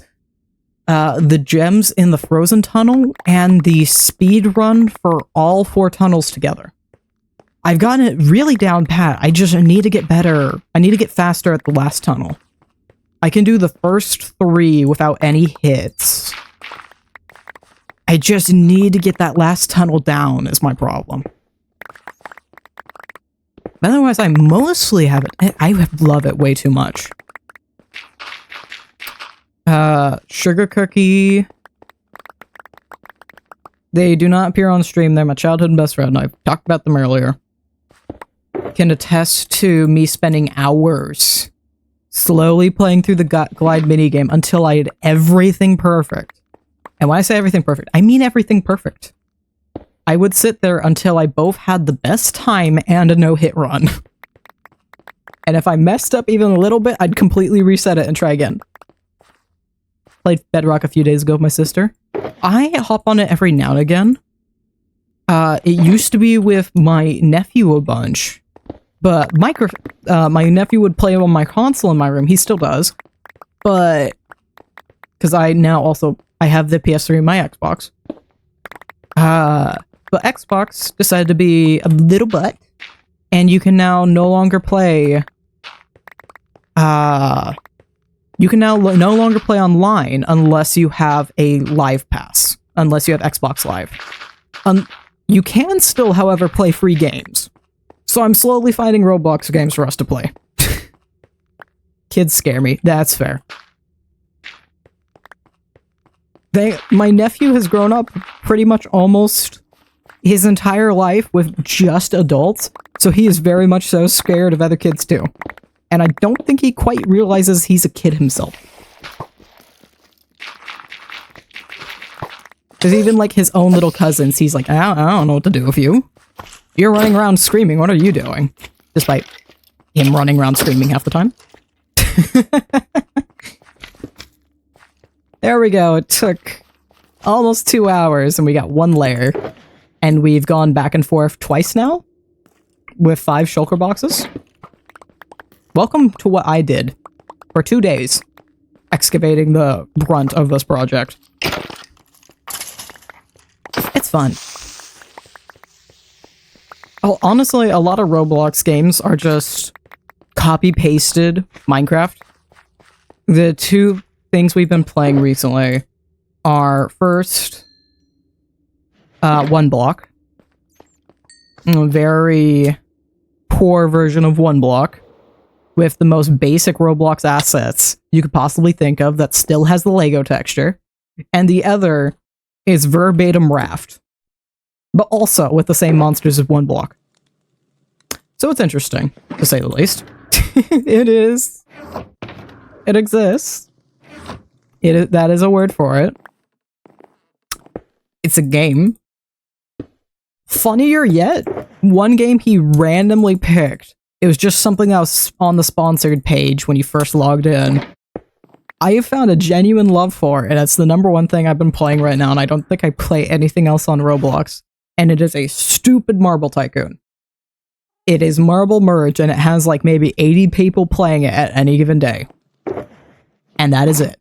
It doesn't have hundreds, it barely has a good rating at all. And is the #1 thing I do. Because of course I immediately learned how to min-max it. And so I min-max the hell out of that. And I love my merge games, and I currently can't play my merge game because support won't get back to me. I want to play Critter Coast. Devs, please answer my emails. I just want to play the game. I've gotten too far in the game, where at this point, the game just freezes when I try to load it. I just want to play my adorable merge game. That is it. The only way I found to fix this problem in the past is uninstalling the game. Which also deletes all my progress. So it's not actually a solution. I just removed my progress, so now it loads again. And I've actually got it attached to the save file. I've been playing this since the game was first loaded, or first like published, like 3 or 4 years ago. I've seen it through different stages of development and actually see them add a story to the game. I've seen so many stages of development of this game. And I want to actually play it. But support has not gotten back to me at all. I put granite in the wrong one. And I need more for granite. Granite. George. Granite. You're empty now. I just want to play my merge games. Critter Coast is one of the few merge games I've yet to get tired of. And I'm very happy about that fact. Probably because I never actually get to play through this damn thing. It closes up on me too quickly. I wonder if the devs aren't messaging me back because they don't know how to fix it yet. And it's not like the game hasn't been updated in a while either. Because I've had this problem multiple times across the years, and it's usually what makes me uninstall the game. I have reinstalled the game about 5 or 6 times at this point. And the last update was about a month ago. So I'm waiting to see if there's going to be another update, and maybe that will fix it. Perhaps. Also, I'd even get like a proper email back. I just got an automated thing like, oh, we'll respond to you. This is about the support again. We'll respond to you in about 3 or so days, 72 hours. We monitor this inbox often. We appreciate you contacting us. It's like, okay, cool. And then I waited a week. And now it's been about 2 or 3 weeks and they have not messaged me back. I just want to play the game. But that is not allowed. So until then, I'm playing way too much of a mushroom tower defense game that I cannot remember the name of off the top of my head. It might literally be called that. What are you called, sir? Are you called Mushroom Tower Defense? Hold on, where are you? Mushroom Takeover. I am currently past level 200. I should actually start going into the hard mode. I'm on Chapter 8, Autumn Forest. At 17 out of 30, it's always 30 chapters. So 8 times 30 plus 17. I am on level 257. In my defense, it's actually pretty easy to get through the game once you realize how the AI works. Alright, let's do that Terra Swoop Force. Let me go to chatting for a moment. And then I will load up normal Minecraft, Bedrock Mine. No, I don't need to type in Bedrock, I just need to type in Minecraft. Minecraft for Windows, there we go.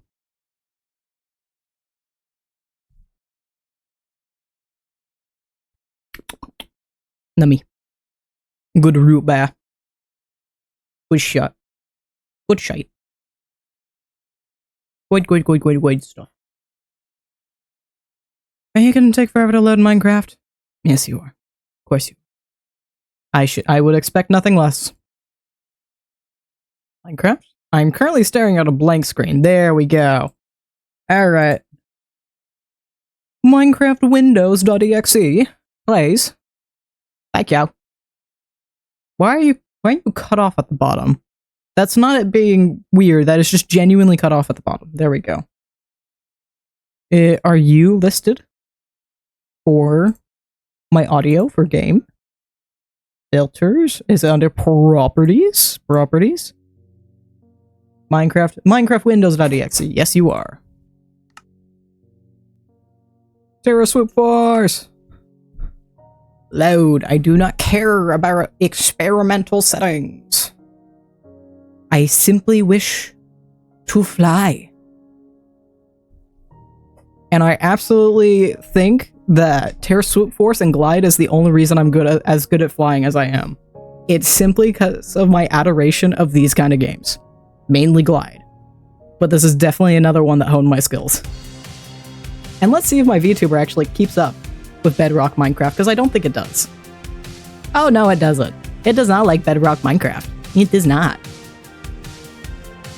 So this is going to be extra laggy. Also, because I have the Terra Swoop Force music, I'm going to turn off the live music.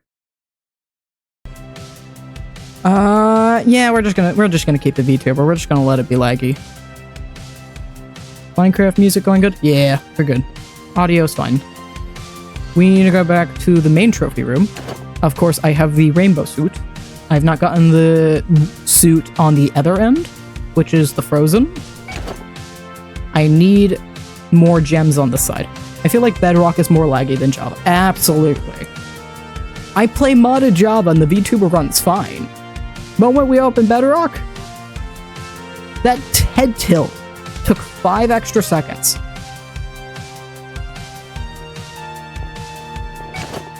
Actually, you know what? The game runs fine. It's just the VTuber that's lagging, so I'm not going to worry about it. We're going to see if I can do another attempt of all 4, the 3 main tunnels and the frozen tunnel together. We might fail a bunch. We will see. The last time I did this, it was at the end of a half hour, because I was waiting on other people to get their stuff together. It was at the end of half hour of practicing it, I got through the first 3 without a hit.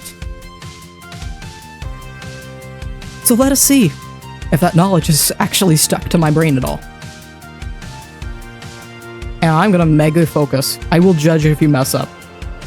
Then don't talk too much, so I can focus. That's a joke. No. You're good. I'm immediately messing it up.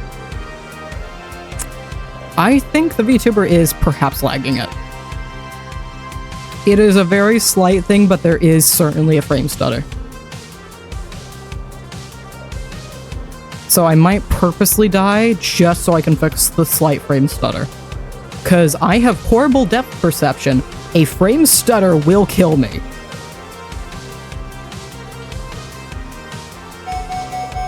Oop. Come on. Thank you. I'm gonna pause you. We are turning off the VTuber. No, thank you. Oh, frame stutter gone. Oh, it's like turning the Sims graphics down.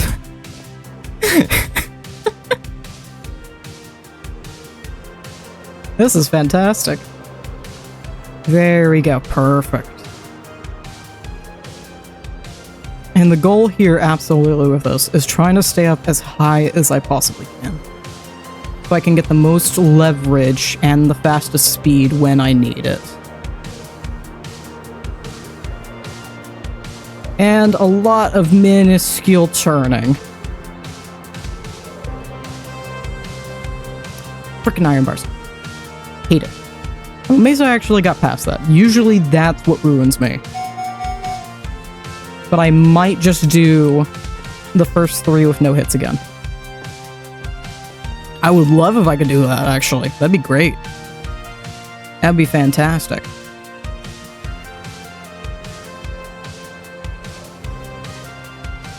Nope. No. Yeah, okay. What's your judge, Billy Bob? On a scale 1 to 10, did I get a 2? My brain was too far ahead. I was thinking of that turn, not the first turn. 1. Yeah, that's fair. I should have expected that. Is that a 1 for first? No.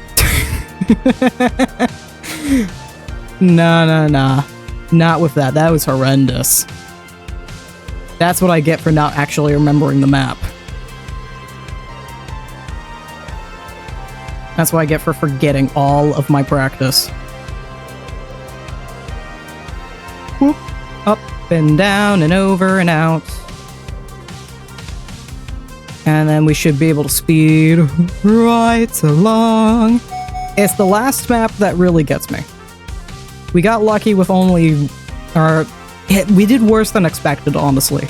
With the first 3, I should have been able to get all of that no-hit. This is the one that ruins me.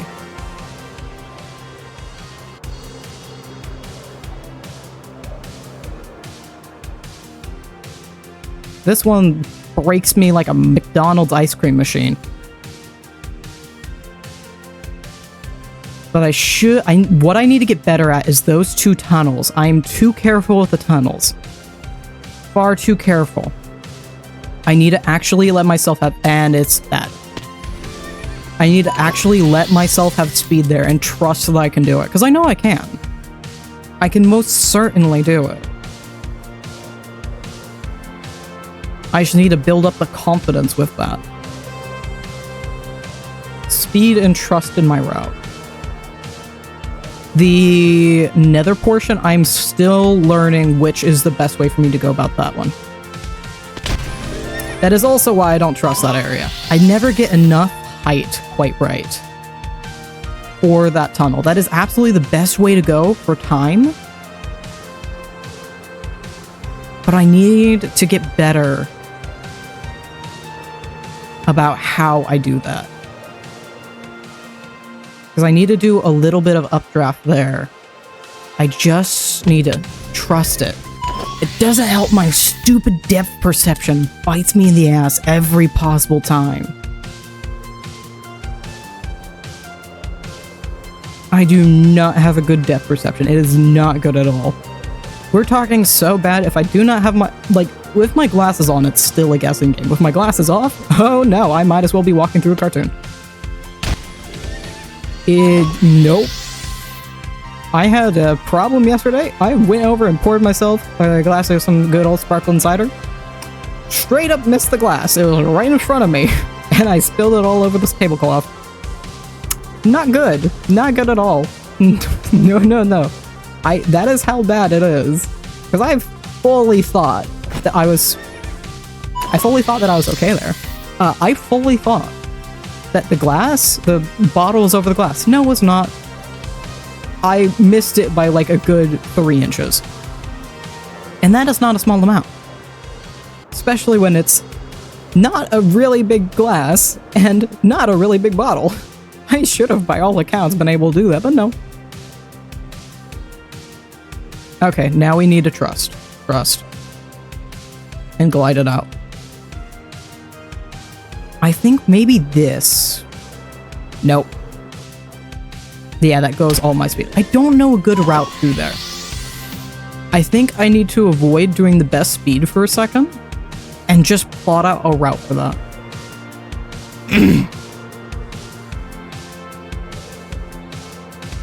I will read in but a moment.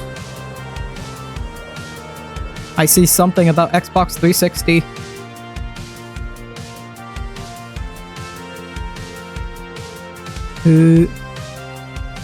Ow. I looked away to read. I thought I was safe. I was not. Okay.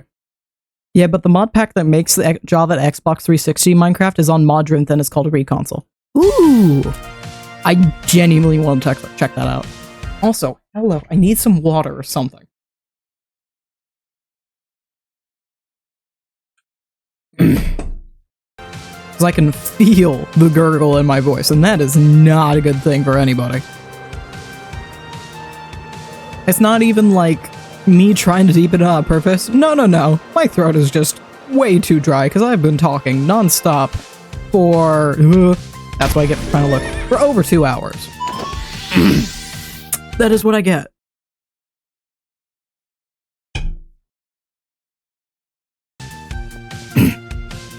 I will get this eventually. It's gonna take a minute. I feel like I need to hack up a lung. I just feel it sitting in my throat. Which is not good at all. It is really not. No, no, no. Oh. Better route? No. It's too roundabout. Okay, hold on. I'm just gonna be... I need to hack up a lung.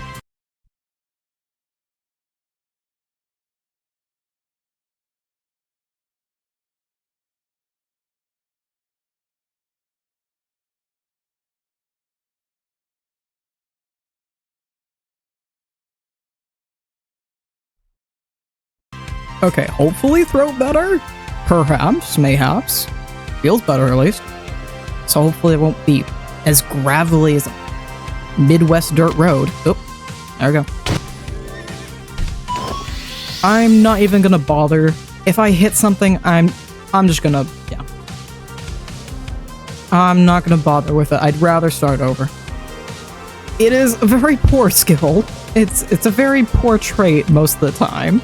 But sometimes on things like this, it's much better for me to just restart and try again than attempt to force myself to work with a handicap. Oh. Yeah. Because I'm gonna lose it one way or another.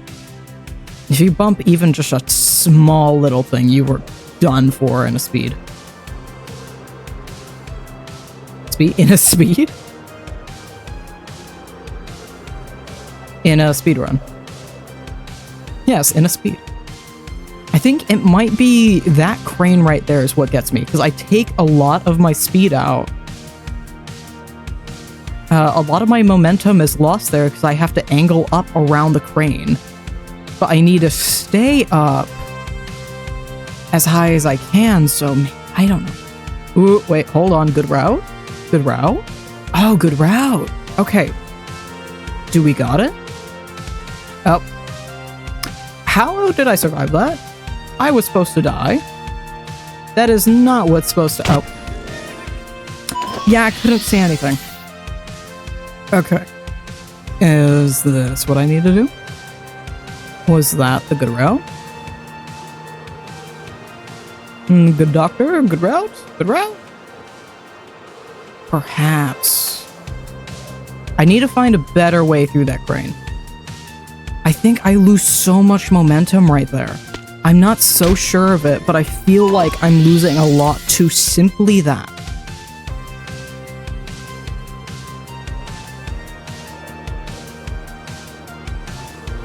That feels correct.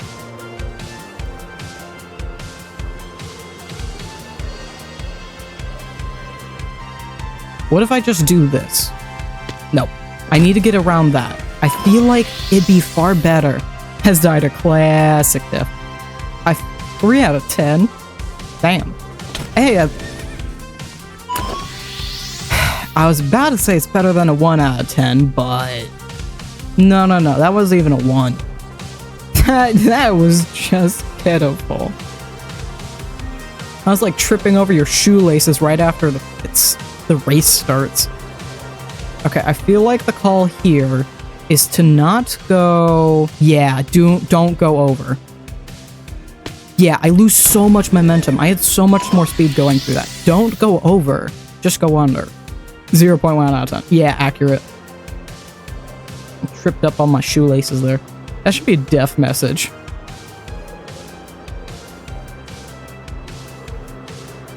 Mutations. Oh. Mutation CIP is tripped over shoelaces. Shoelaces. Laces. Shoelaces. Cat. Great tell, cat.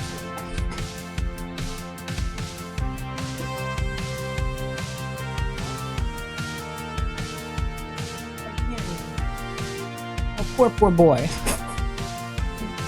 He's getting attacked by Jenny. AKA Jenny wants to be friends with him and he does not. Although it was very adorable, the other day they went up and said hi to each other. and he gave her a little lick on the top of the head. Of course, immediately after Jenny tried to attack him, but it was very adorable for that short moment. And they're all slowly starting to get along. Our cats have never really super gotten along with each other. I know they probably should, but they never quite have. They've tolerated each other, especially when it comes to food and treats, but they have never quite loved, cuddled with, hung out with each other. It is just not what they do. Ouchies. Can I save that? I was at the apex of the peak anyway. It shouldn't affect me. Because that was the slowest I was going to be. Okay, that would affect it. That was the slowest I was going to be anyway. Okay, so I have the route, theoretically. Yeah, 12:30. 12:13, that's not good at all. We try. Oh. Try it again. Yep, try it again. We gonna do it. Alright, let's do this. Alright, we're gonna go for a no-hit run. Perhaps, mayhaps. That would be ideal. That would be supreme. Superb. That is what is expected to happen and what we wish for. We will stay up as high as possible. And we're going to stay at this cruising altitude for quite a while. Thank you for flying with Mutation CIP Airlines. We're going to take a few stops as we go through all of the tunnels with the best flight speed possible to make sure we get to your destination before your next plane arrives. 6 out of 10. Thank you. Thank you, Billy Bob. We have our own plane critic on the flight today. Please don't forget to give him an extra bag of peanuts. If we do not land this correctly, our flight critic will give us a horrible review and will never fly again. So please, give him all your peanuts. He really likes peanuts.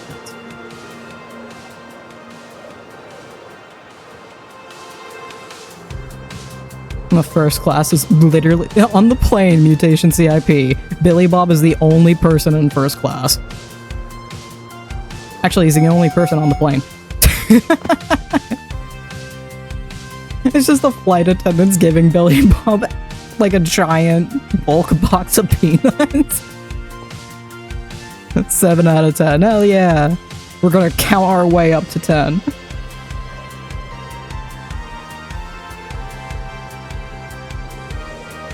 Now this is the one I can't bonk my head and be weird. Ah, it's the freaking glass. Immediately I thought about it. I was about to say, I always bonk my head on the glass. I can't do that this time. And then I did. I can't see the glass. I don't know what it is with my special eyes, but I can't see it. Probably because it has a red background. I struggle with that one. Fun fact, I struggle to see ramen on top of certain counters because it blends in with the countertop for me. Hell, I struggle to see my glasses because they're transparent. Oh, there I go. Yeah, that should be the easy part. Is thinking about rage quitting. Oh no. No. I got Billy Bob behind me. If I rage quit, he rage quits. No. That ain't happening. We in this for the long haul. We are gonna get that no-hit run. Even if it takes me till midnight, which is currently in 3 hours. We will see how long it is till midnight at the end of the stream. But hopefully, I should probably change the stream title.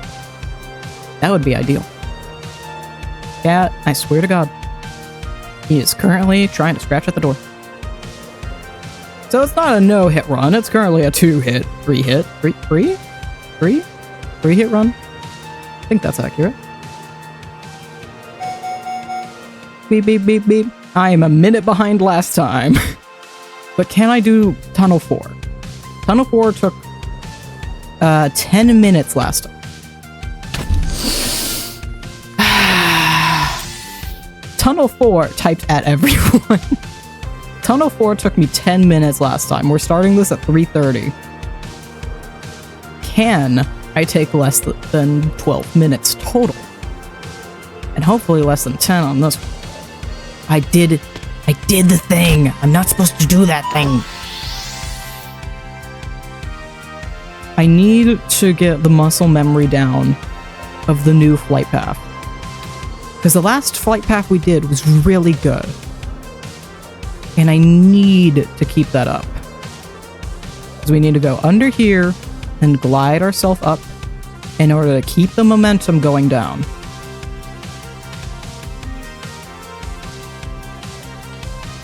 And then we need to stay up as high as we can through the mushrooms and avoid the frickin' shrooms. Avoid the stupid vines that catch me every time.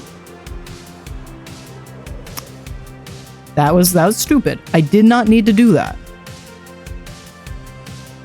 I am not a gymnast. I do not need to be doing acrobatics around the lava. Okay, so we cut the time in half, over half, but it's still not the best I've done. I think the best I've done is about 4 minutes.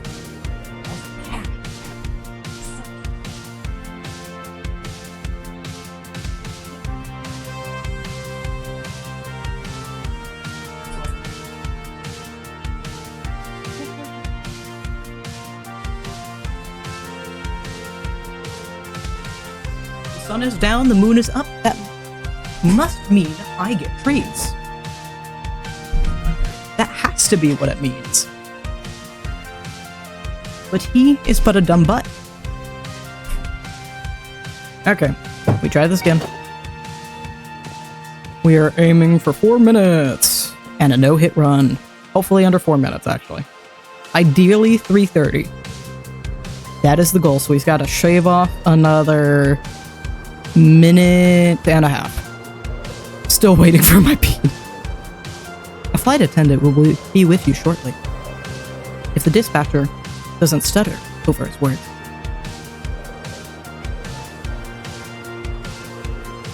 The peanuts will be express shipped.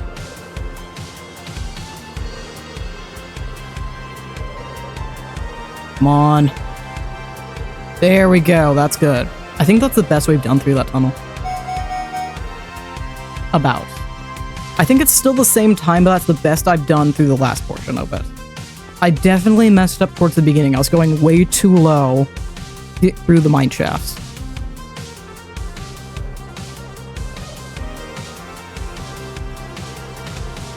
And I need to trust myself through a lot of this.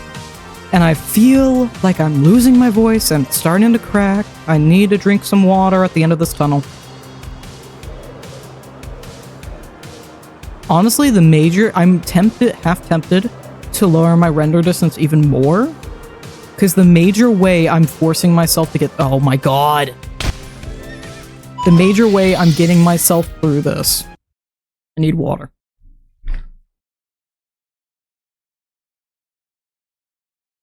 The major way I'm getting through this is purely by focusing on where there isn't anything.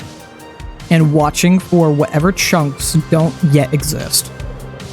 Which is why I mess up at all the gray spots. And I keep banging head first into all of the gray spots. Because it's all gray when it's unloaded. Because we are deep underground. It's not helpful at all. I wish I could zoom in and show what I'm talking about, but I really can't. Stupid bedrock. At the very end, just above my cursor, I can see a little blue-gray patch where it's unloaded. And that is the main direction I use to tell myself where to go. Until I see the very end. So we're already doing horrible. I have 2 more tunnels to do. And a minute to do them. Which is, frankly, not probable. Unless I give myself extra speed, which I don't think applies to flight, unless I learn how to change the game's flight speed. I do not think that is possible. Less so even now.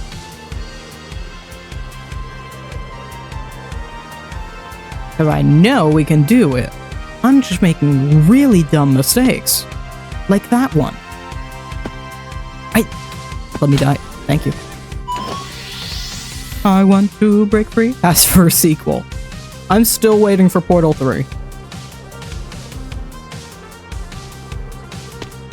Like, Portal 2 co-op set up a huge universe.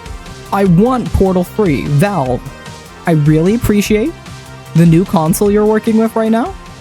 Can you please make a Portal 3 with those funds? That would be ideal. That would be superb. I would adore that. Thousands, hundreds of thousands, millions, billions of people, the whole planet would enjoy a Portal 3. And I think we all know it. I don't think a single person would complain if we had a Portal 3. I think the only way we would complain is if you rebooted the series. I understand a remaster. I completely understand a remaster. Reboot? No! No one wants a reboot. Remasters, A-okay. Reboot, no. Don't even try it. Have them play. Oh, you are in for a treat. Granted, I have a very deadpan humor, but I adore. You know what? We're gonna redo this. We're gonna retry this. God damn it, cat.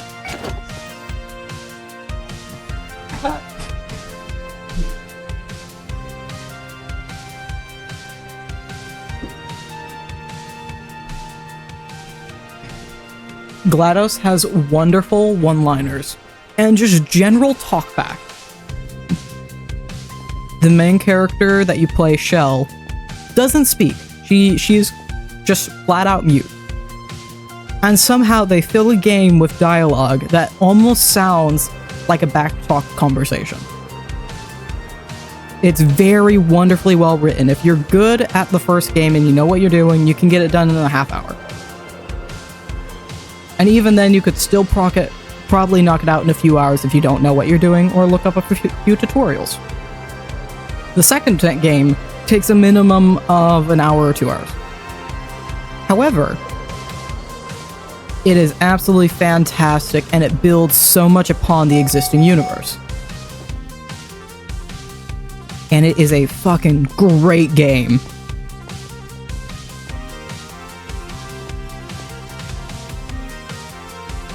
Also, what's his name is a little bastard. And we always gotta appreciate GLaDOS Potato.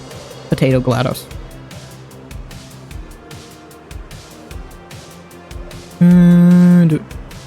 Wheatley! That's his name, Wheatley. Wheatley is a little bastard. And he's like the definition of a nice guy. Except, like, there is no romantic, explicit, there is no romantic interest within Portal. He is the definition of a nice guy. I'm doing everything right. I did all this work for you and you didn't let me do anything. You never said thank you. He didn't do any of the work.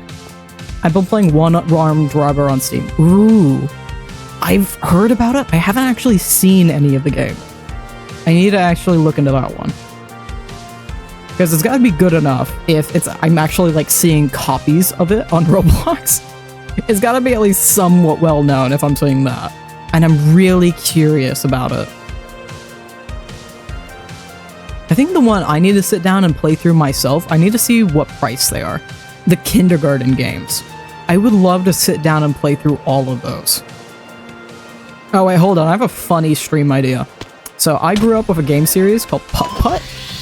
And these are games meant for literal 5-year-olds. I own all the Putt Putts, as far as I'm aware. All the ones that are on Steam that I can find. There's Putt Putt Enters the Race, Putt Putt Pep's Birthday Surprise, Putt Putt Travels Through Time, Putt Putt Saves the Zoo, and Putt Putt Saves the Circus, or Joins the Circus is what it is. And I think that's all of them. And they're very much child games. They're made by the same people who did Freddy Fish as well as Pajama Sam. I have one of the Pajama Sam, or not Pajama Sam. I have one of the Freddy Fish games. I have Freddy Fish 3 and the Stolen Conch Shell. And I also have Spy Fox 2. Some assembly required. I have all of those. And I'm really tempted to grab a couple. I want to see who does and doesn't know the game series on in the SMP, and just get a bunch of us in a voice call and see what they want to do with it and how we want to proceed. Oh, a crowd control putt-putt game would be hilarious. Just make everybody vote on what we do next every time. Do you want to go left, right, or forward? Do you want to do this objective or do something completely different? Oh no, oh no, oh no. Oh no. Oh, that was bad. That was bad. No! You're about to have 4 minutes. Damn. That sucks. It's almost there. I just need to shave off a little more time. I actually own quite a few games on Steam. I just don't play a lot of them. Like, I recently bought Repo because I play it with Pumpkin and some friends, but I own a lot of games that I just don't play them. I know I've played Oxygen Not Included on stream once or twice. Granted, I'm a crazy perfectionist at that game. Not in a good way. I own Stardew Valley. I'm trying to think of others. Because those are honestly the main ones that I play. Nope. I need a better route for the end. Hung in the sky in much the same way that bricks don't.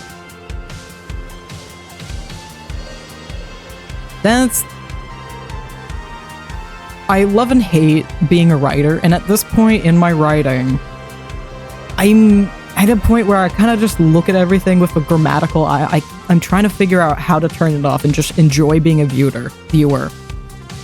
And I look at that, I'm like, you could have literally just written hung in the sky like a brick, and it would have been infinitely better. There are a lot of words we just simply don't need, especially with how writing has evolved. Writing has largely evolved because of the introduction of television. So now a lot of people are imagining the story. We don't need all the placements of he turned away from the window and walked out of the room. You can just say he walked out of the room because people know he turned away from the window. We know. We can figure that out ourselves. There's a lot of things we can just kind of cut from our day-to-day life at this point, because people are thinking and reading as if it's TV, and a lot of books and writing is now made to be written like TV, and with stage directions and everything. But that means we have, "Aw, that's so cute," she smiled. We can tell she smiled. We can tell from the dialogue. If you have written your dialogue correctly, we can tell what they are feeling and how they are expressing. The only thing I could think that could really need a placeholder like that is if somebody else interrupted or somebody else did an action while that person was speaking. Or if the person's nodding. I think that's about it. There's a lot of things you don't really need to add on. The game just let me have that one. I fully went through the water. I'll take it. I'm not gonna be upset about that. That's A-okay in my book. But yeah, I'm still trying to find a way to turn that off. It's probably why I enjoy reading fiction so much. I have 4 library books right now, and not a single one of those is nonfiction. I currently have, because I want to be a good uncle, a book about child's development, and a second book that I'm more so reading than the first is called Here's the Kicker by Mike Sachs. S-A-K or S-A-C-K-S. Sachs. Like brown sack. And it's a wonderful book. It's a interviews with comedy writers, including like the person who wrote Ghostbusters and the lady comedy writer behind the Letterman show, David Letterman's The Late Night Show. People like that. And it's fantastic because it's just everybody's comedy writers.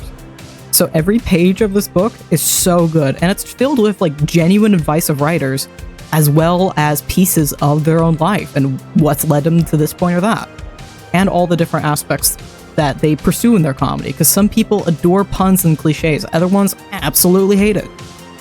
So it's really interesting to see how each of them approach their work and what specific work they do, despite all of them being comedy writers.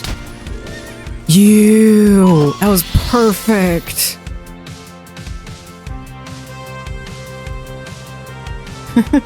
Used to rule the... Oh, I was reading the death message. Said used to rule the world. Chunks would load when they gave the word. Thought saying Pog was cool. Wow. We try again. I believe in it. I believe in us. We got it! The third book I have is actually public speaking, because I'd like to try and work around my stutter and be a lot more straightforward with what I'm speaking and storytelling in general. And the fourth one is just like people project management, which I thought would help with the SMP. I'm having like a whole bunch of fun figuring out where various books are in my library. Because I live in a smaller town, like enough so that you probably would drive through and wouldn't notice the damn thing. But it's big enough that it's like, we are a fairly modern town. We're surrounded by a bunch of modern towns. I believe in you a little. That's fair, honestly.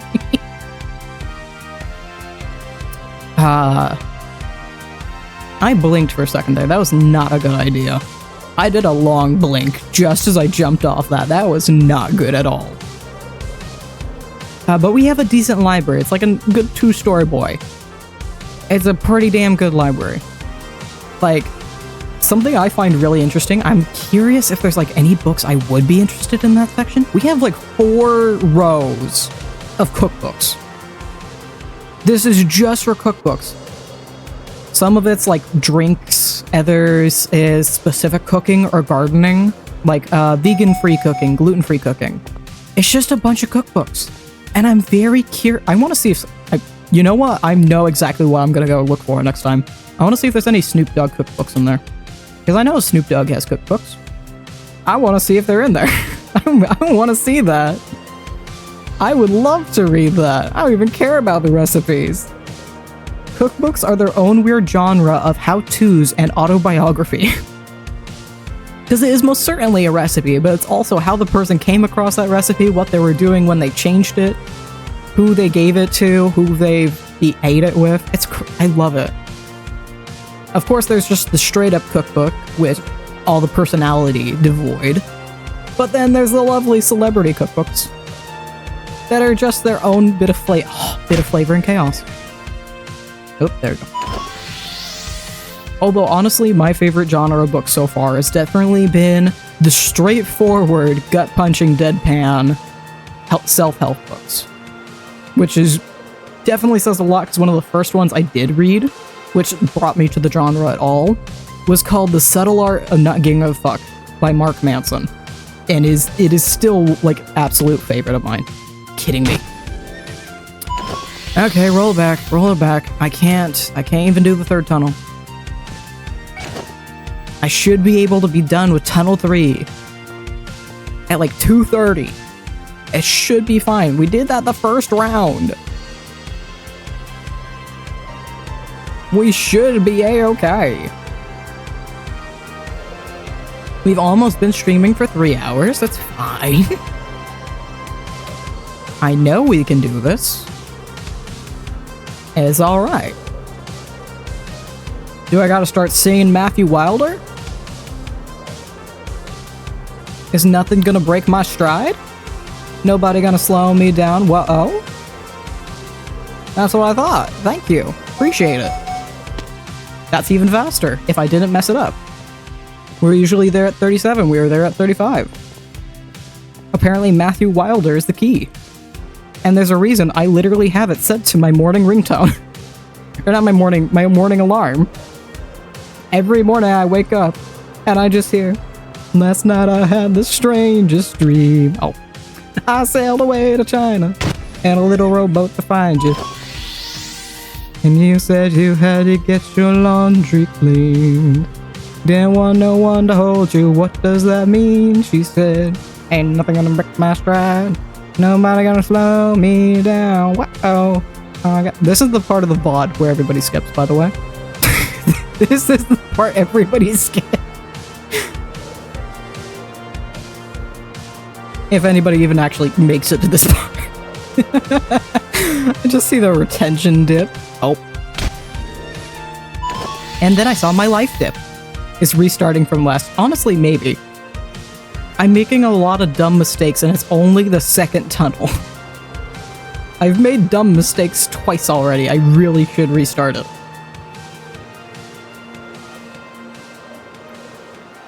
You're Bedrock. You should allow me to have an instant restart button. That'd be fantastic. Also, 20 seconds are traveling from the checkpoint to the starting destination. You should really fix that, Knockscrew. I know you're focused on MCC and all, but can you please fix it? I assume that's accounted for in your speedrun of all 4, but I would appreciate if you fixed it. Granted, it is kind of like an easy, lazy way out. Not necessarily lazy, it's just an effective way out. Because it's probably a ridiculous amount of extra coding that is completely unnecessary. And there's no reason it should be that much extra work in order to do what I'm thinking of. But it probably is, knowing how Minecraft goes. Come on. Nothing gonna break our stride. Nobody gonna slow us down. Whoa. We gotta keep on flying. That actually works really well, surprisingly. Can we get a Minecraft parody of Ain't Nothing Gonna Break My Stride? That's the Minecraft parody I want to see. Forget popular hit songs. I want Matthew... well, forget 20,000 songs. I want Matthew Wilder's Ain't Nothing Gonna Break My Stride. I want a Minecraft cover. I want a Minecraft parody of Frank Sinatra. I really want to play Side Effects. Side Effects? Oh, Side Effects on Steam. For some reason, I was thinking Side Effects on Stream. Like, how does one... Are you talking about sound effects on stream? But no, I'm just reading it wrong. Now you've got me curious. You cannot tell me this and not tell me what the game is. I did the thing I wasn't supposed to. There goes my momentum. Yeah. Alright. We're already over 4 minutes. Pulled down their visor too quickly. What is Side Effects? Oh, I have a free game that I need to play called Coffee Break. It's meant for VR. But I really want to play it because it just looks interesting. You're a barista in a spaceship. And that sounds a lot like fun. Roulette, but with pills. Kind of like that roulette game. I can't remember, but I assume you know what I'm talking about for some reason. Buckshot. Like buckshot?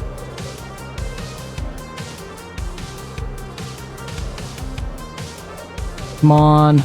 Fast, Sonic. Nope. That's even slower than usual. No. Yeah, buckshot. Oh, I think I've seen it. I haven't played it personally, but I think I've briefly seen it. I don't remember who, what, when, how, where, but I have. Honestly, it was probably Markiplier. I think he has like a one-off episode of it. Also, I still have the VOD where we played that one spoopy horror game that I called from the very beginning, and Bird Gut, and I do plan on editing a short video of us playing Bird Gut.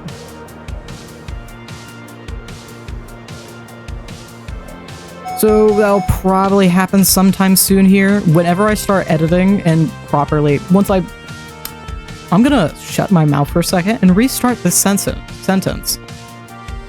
Once I'm done building Impassioned SMP and I start working through the production side of the next video, I will probably edit the Bird Gut one together real quick, so that can go out while I'm working on the main channel video. And I might get us to do another side thing as well. I'll see what games I have. Also, I hope you know, I'm gonna say this to you because Misty ain't here, and Misty might not watch this VOD. And I'm counting on Misty not watching this VOD. I am absolutely saving up for Misty's new 20k points, which lets you pick the next game, and I'm absolutely telling her to play Bird Gut. 100%. I have 1 hour in Buckshot Roulette. I imagine that's a while. I can't tell if that's meant to be I speed ran the game, or I've been playing way too much of this game. And either one is kind of interesting. Because I'm curious what a Buckshot speedrun entails, but I'm also curious how fast the game does go. I don't think I've seen a genuine just single-player story playthrough, if there is one. I'm not sure if Buckshot is one of those multiplayer only games that sprouted up after Among Us.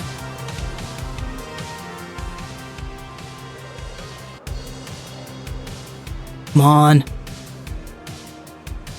I knew we could make a frickin' 230. We got Matthew Wilder on our side. We got this. Ain't nothing gonna break our stride. Nobody gonna slow us down. What? Oh. The cranberries are in my pot today. That's probably one of the wildest things I've said. I know I started the cranberries and the Method to Madness thing, but cranberries in my pot today are certainly one of the weirder things I've said. It's both single player and single and multiplayer. I want to sit down and see if Repo single player is any good. Because if so, I would love to min-max a Repo single player, and if I do enjoy that, I might just stream it. Because I want to find some more games I enjoy streaming, and take some time to actually like build up the skill of improv, especially when I'm just chilling out by myself, and not have to rely so much on being within the SMP. Because I feel like I rely heavily on the expectation that, hey, there's other people in the SMP that I can play off of, or I can play off of the random stuff that goes on in the SMP, instead of just relying on my own improvisational skill. Because I know I have one.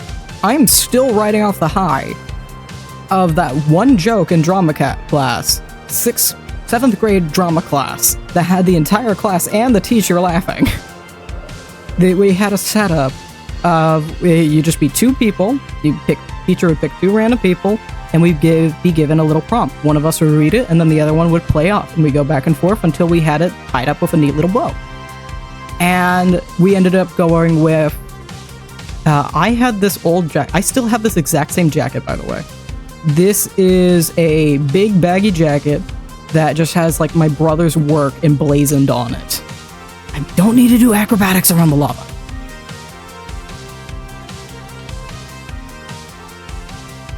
Oh, you. It's the acrobatics that get me every time.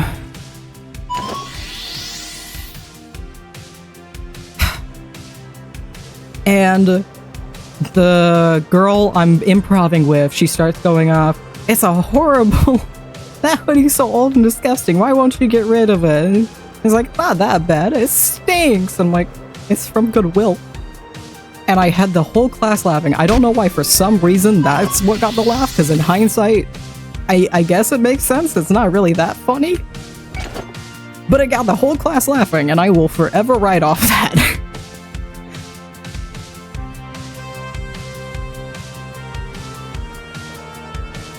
Freaking love it. I think it genuinely is what I'm writing off of. Oh. Well.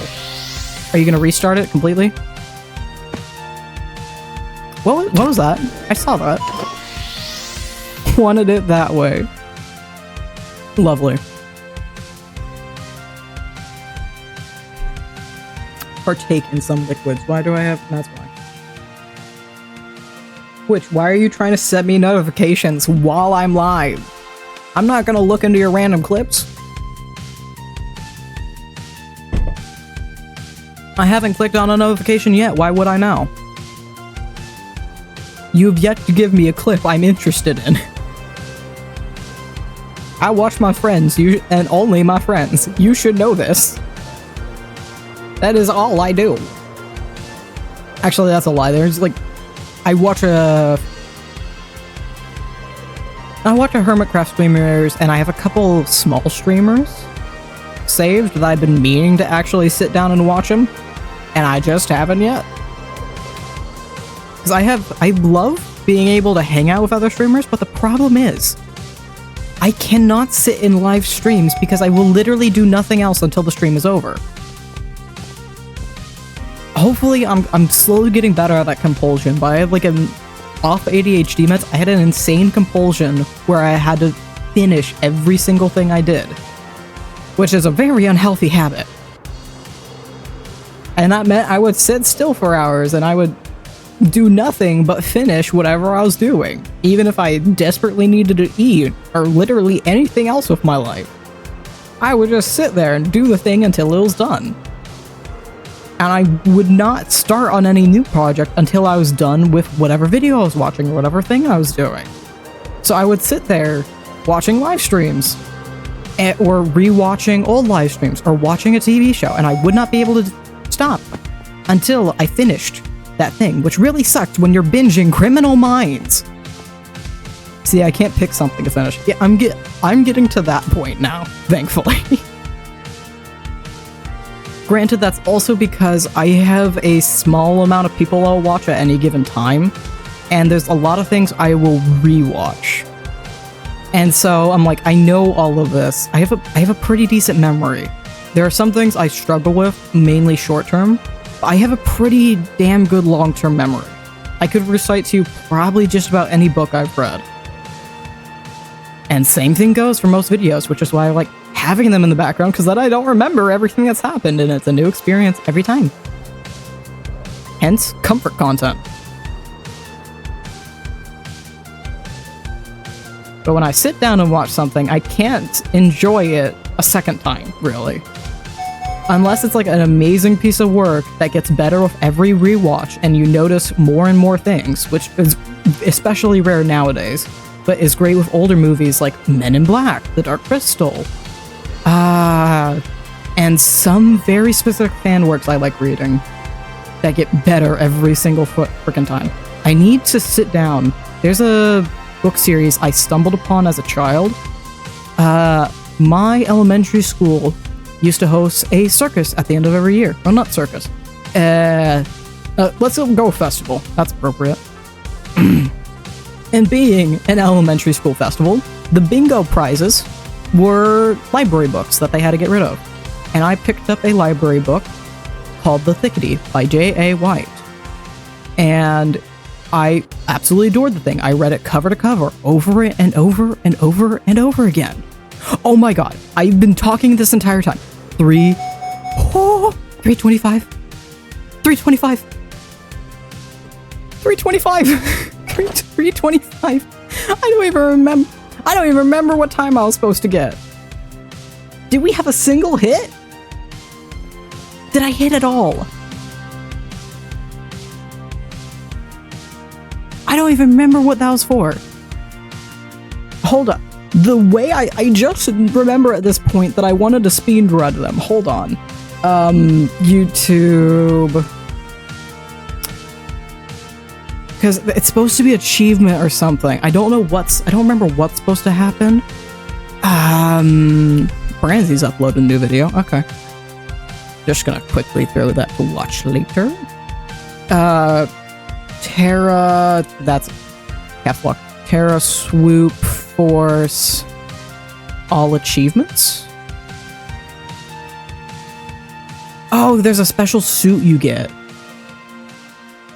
Ads. Come on. Oh, hiccups. And a second ad, of course. Both unskippable. Now this one's skippable. Okay.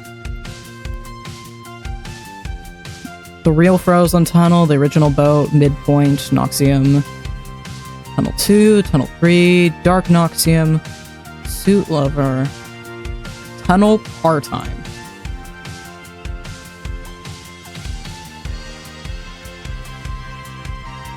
Oh wait, achievements, there we go. Part-time on all tunnels on speed mode. So it has to be better than 35, 35, 42, 45. So how much is that altogether? Phone, I would appreciate if you work the way I expect you to. 35, 35, 42, 45. I feel like people with ADHD, our brains go fast. Yes, very much so. So 175, which is 175 minus 120, 2 minutes and 37 seconds. So I need to be under 230. We have gotten to 325. So I need to fix Tunnel 1 needs to shave a few seconds. Tunnel 2 needs to shave some seconds. Tunnel 3 needs to shave some, and Frozen Tunnel needs to shave some. But I met my goal, so I'm happy with that. And I'm gonna close off this buggy game and reopen my frickin' VTuber. Where is my file? If whatever game you're playing is bugging out and being mean to OBS, go through your Steam files, go to the game folder, and click Start Without Steam.bat. You're welcome. This is how I open the VTuber every time. Because it makes it... Oh, I have, for one, my camera closed. For two, my light off. There we go. Lovely. I will get my own music back up, because we no longer have Terra Swoop Force. I'm very happy with that, though. That's the first time I've gotten under 330. I want to look. One, I'm curious if I'm missing any putt-putt games. I never changed the stream info. Oh well. I read really fast. I autofilled that, and it was correct. And that is fantastic. ADHD means attention deficit. Hey, donuts. I want that on a t-shirt. That is fantastic. Also, I'm double checking. Do I actually own all the putt-putt games? I am missing 1, 2, 3, 4, 5. I'm missing 5 of the putt-putt games. So I have half of them. I'm missing Putt-Putt Joins the Parade, Putt-Putt Goes to the Moon, Putt-Putt and Fatty Bear's Activity Pack, Putt-Putt and Pep's Balloonorama, and Putt-Putt and Pep's Dog on a Stick. By the way, all of these games are about... There is a t-shirt. Oh my... I will do my best to remember that, because I genuinely want that now. I would wear that. All these games are like $5 each, by the way. That's only $25 for the ones I'm missing. But a little over, but... Because 2 of these are 7. But I own most of the putt-putts. I have all the important ones. Except maybe Joins the Parade. I never did I never played Join the Parade, though. Putt-Putt Goes to the Moon. I haven't played that one. Okay, where's my library? Because I have a bunch. Oh yeah, I have House Flipper and some Nautica as well. I should do Cult of the Lamb. I would genuinely do that on stream. That one's real. One I should do on stream. I want to see how many people in Passion SMP have Castle Crashers. I would love to do a Castle Crasher stream. I have 20 hours on the game, but I may or may not have a character. I've used the same character for all 20 of these hours. And it may or may not be overpowered. Perhaps. It may or may not be level 57. I have Una. Oh, Placid Plastic Duck Simulator is another one. Heave Ho. I do actually enjoy that one. I enjoy that a lot. Ooh. This is going to be a purely me thing. This is going to be fully self-indulgent. I own the LEGO Star Wars Complete Saga. I would absolutely sit down and just play those on stream so I can actually sit down and finish playing all of them. I might dedicate my Thursday nights to that if I have nothing else going on. Because I don't want to do any work on Mondays and Thursday nights. I don't do any work. But I would love to sit down and play those. And it'll actually force me to remember to play them. I haven't finished Battle Block Theater either. Human Fall Flat's another. Repo, I never finished Inscription. I do have Sky. Sky Children of Light. Granted, it is a free game, but Supermarket Together. Rainbow. Oh, Birds Aren't Real. Birds Aren't Real is a free game. It is fantastic. And it's a funny hour-long game. It's great. I adore it. Oh, there's Goose Goose Duck, too. The Ware Cleaner is another one. That's a really fun short one. And if you want to spend the time, you can perfect it out. But I almost want to download it again so I can try perfecting it. I have a whopping 13 minutes on Pogo Stuck, which says everything you need to know about that one. I have a game. I have a couple games I just need to sit down and download and just see what the hell they are. Goose Goose Duck? Yes. Think Among Us, but not Among Us. It's in the same genre. I'm pretty sure it's a free game. It's one of those, there's some innocent people, there's some neutral people, there's some evil people. Figure out who's who, survive, and vote out who's not innocent. And I'm pretty sure it has in-game voice, too. I have several games. I just want to sit down. I might start doing this Mondays and Thursdays. Just sit down and have these are the games in my library. I don't know what they are. Let's go play them. Because I have, I know this one. I have Alpaca Stacka, which is a free game, and I have 7 minutes on it because it's that quick of a game. I played Loose Goose Duck for the first time with Misty on her stream yesterday. Oh, Goose Goose Duck. Oh, I didn't even realize she played it. Hell yeah. I have a game called Burr, then Coffee Break I mentioned earlier. I have another one called Ducks Can Drive, which I'm pretty sure is a free multiplayer. I have Golf Around Light. The Happy Hills Homicide, which I'm pretty sure is a puzzle story horror game. This is based off some other games I played. I played this set of games religiously in high school because they were small and they fit on my laptop. It's called I Commissioned Some Cats. And it has its counterpart, I Commissioned Some Bees. It's basically a Where's Waldo, but it's bees. And I commissioned some cats, so it's probably cats. They just commissioned giant photos, and there's cats or bees across them, and you have to find all of them, and then also find other objects. But I also have Intoxicated Driver, of course, Pico Park, that one otter game, and We Were Here. And I think that's my entire library, pretty much. Yeah. Except, like, VTuber stuff, animes, Blender's throwing in the VTuber thing, probably because I was trying to make a 3D VTuber for a little while there. PNG Tuber plus VTube Studio, but we don't care as much about those. Trying to see. Yeah, oh, I have Swallow the Sea. I think I might have played that on the stream before. Way ages ago, though. That was last played April 15th, 24. Yeah. It's a short, quick game.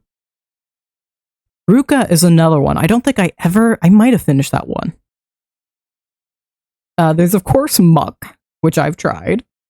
I don't know if that still bug out my VTuber. It bugged out the PNG tuber. I'd have to test if it bugs out the VTuber, because the VTuber typically works better, except for Bedrock Minecraft, which sucks. I started Broken Age on stream and then played it by myself. And then, of course, I do have Stardew Valley. Oh, House Flipper. I'm half tempted to do a House Flipper on stream, but I'm not sure about that one. And I'm almost tempted to do Hitman. I'd have to sit down and download it again, because that's a ridiculously large game. I'd rather not. Oh yeah, and Plants vs. Zombies Garden Warfare 2 Deluxe Edition. I own a weird set of games, but somehow they fit together. I don't know how. I'm just gonna say they all fit in the square hole. Let's go with that.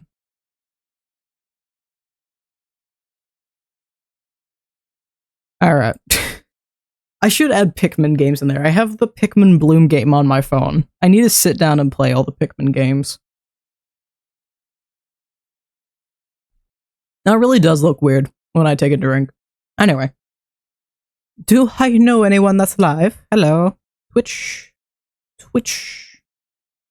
No, Twitch widget? Are you lying to me? You usually lie to me. No, you are correct for once. Okay. I do not know anybody that's live, so we're gonna cut it off there. With a wonderful 3 hours, and I streamed almost 2 hours longer than I wanted to and started a half hour late. So hopefully I start on time tomorrow. Hopefully I do. And we'll probably continue excavating tomorrow. I'm gonna get the destructor hammer prepared this morning. Or tomorrow morning. Not this morning. Tomorrow morning.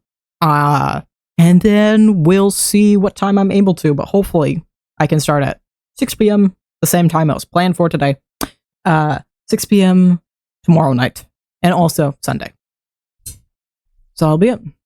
Thank you all for joining me. I'll see you in the next one. Bye-bye.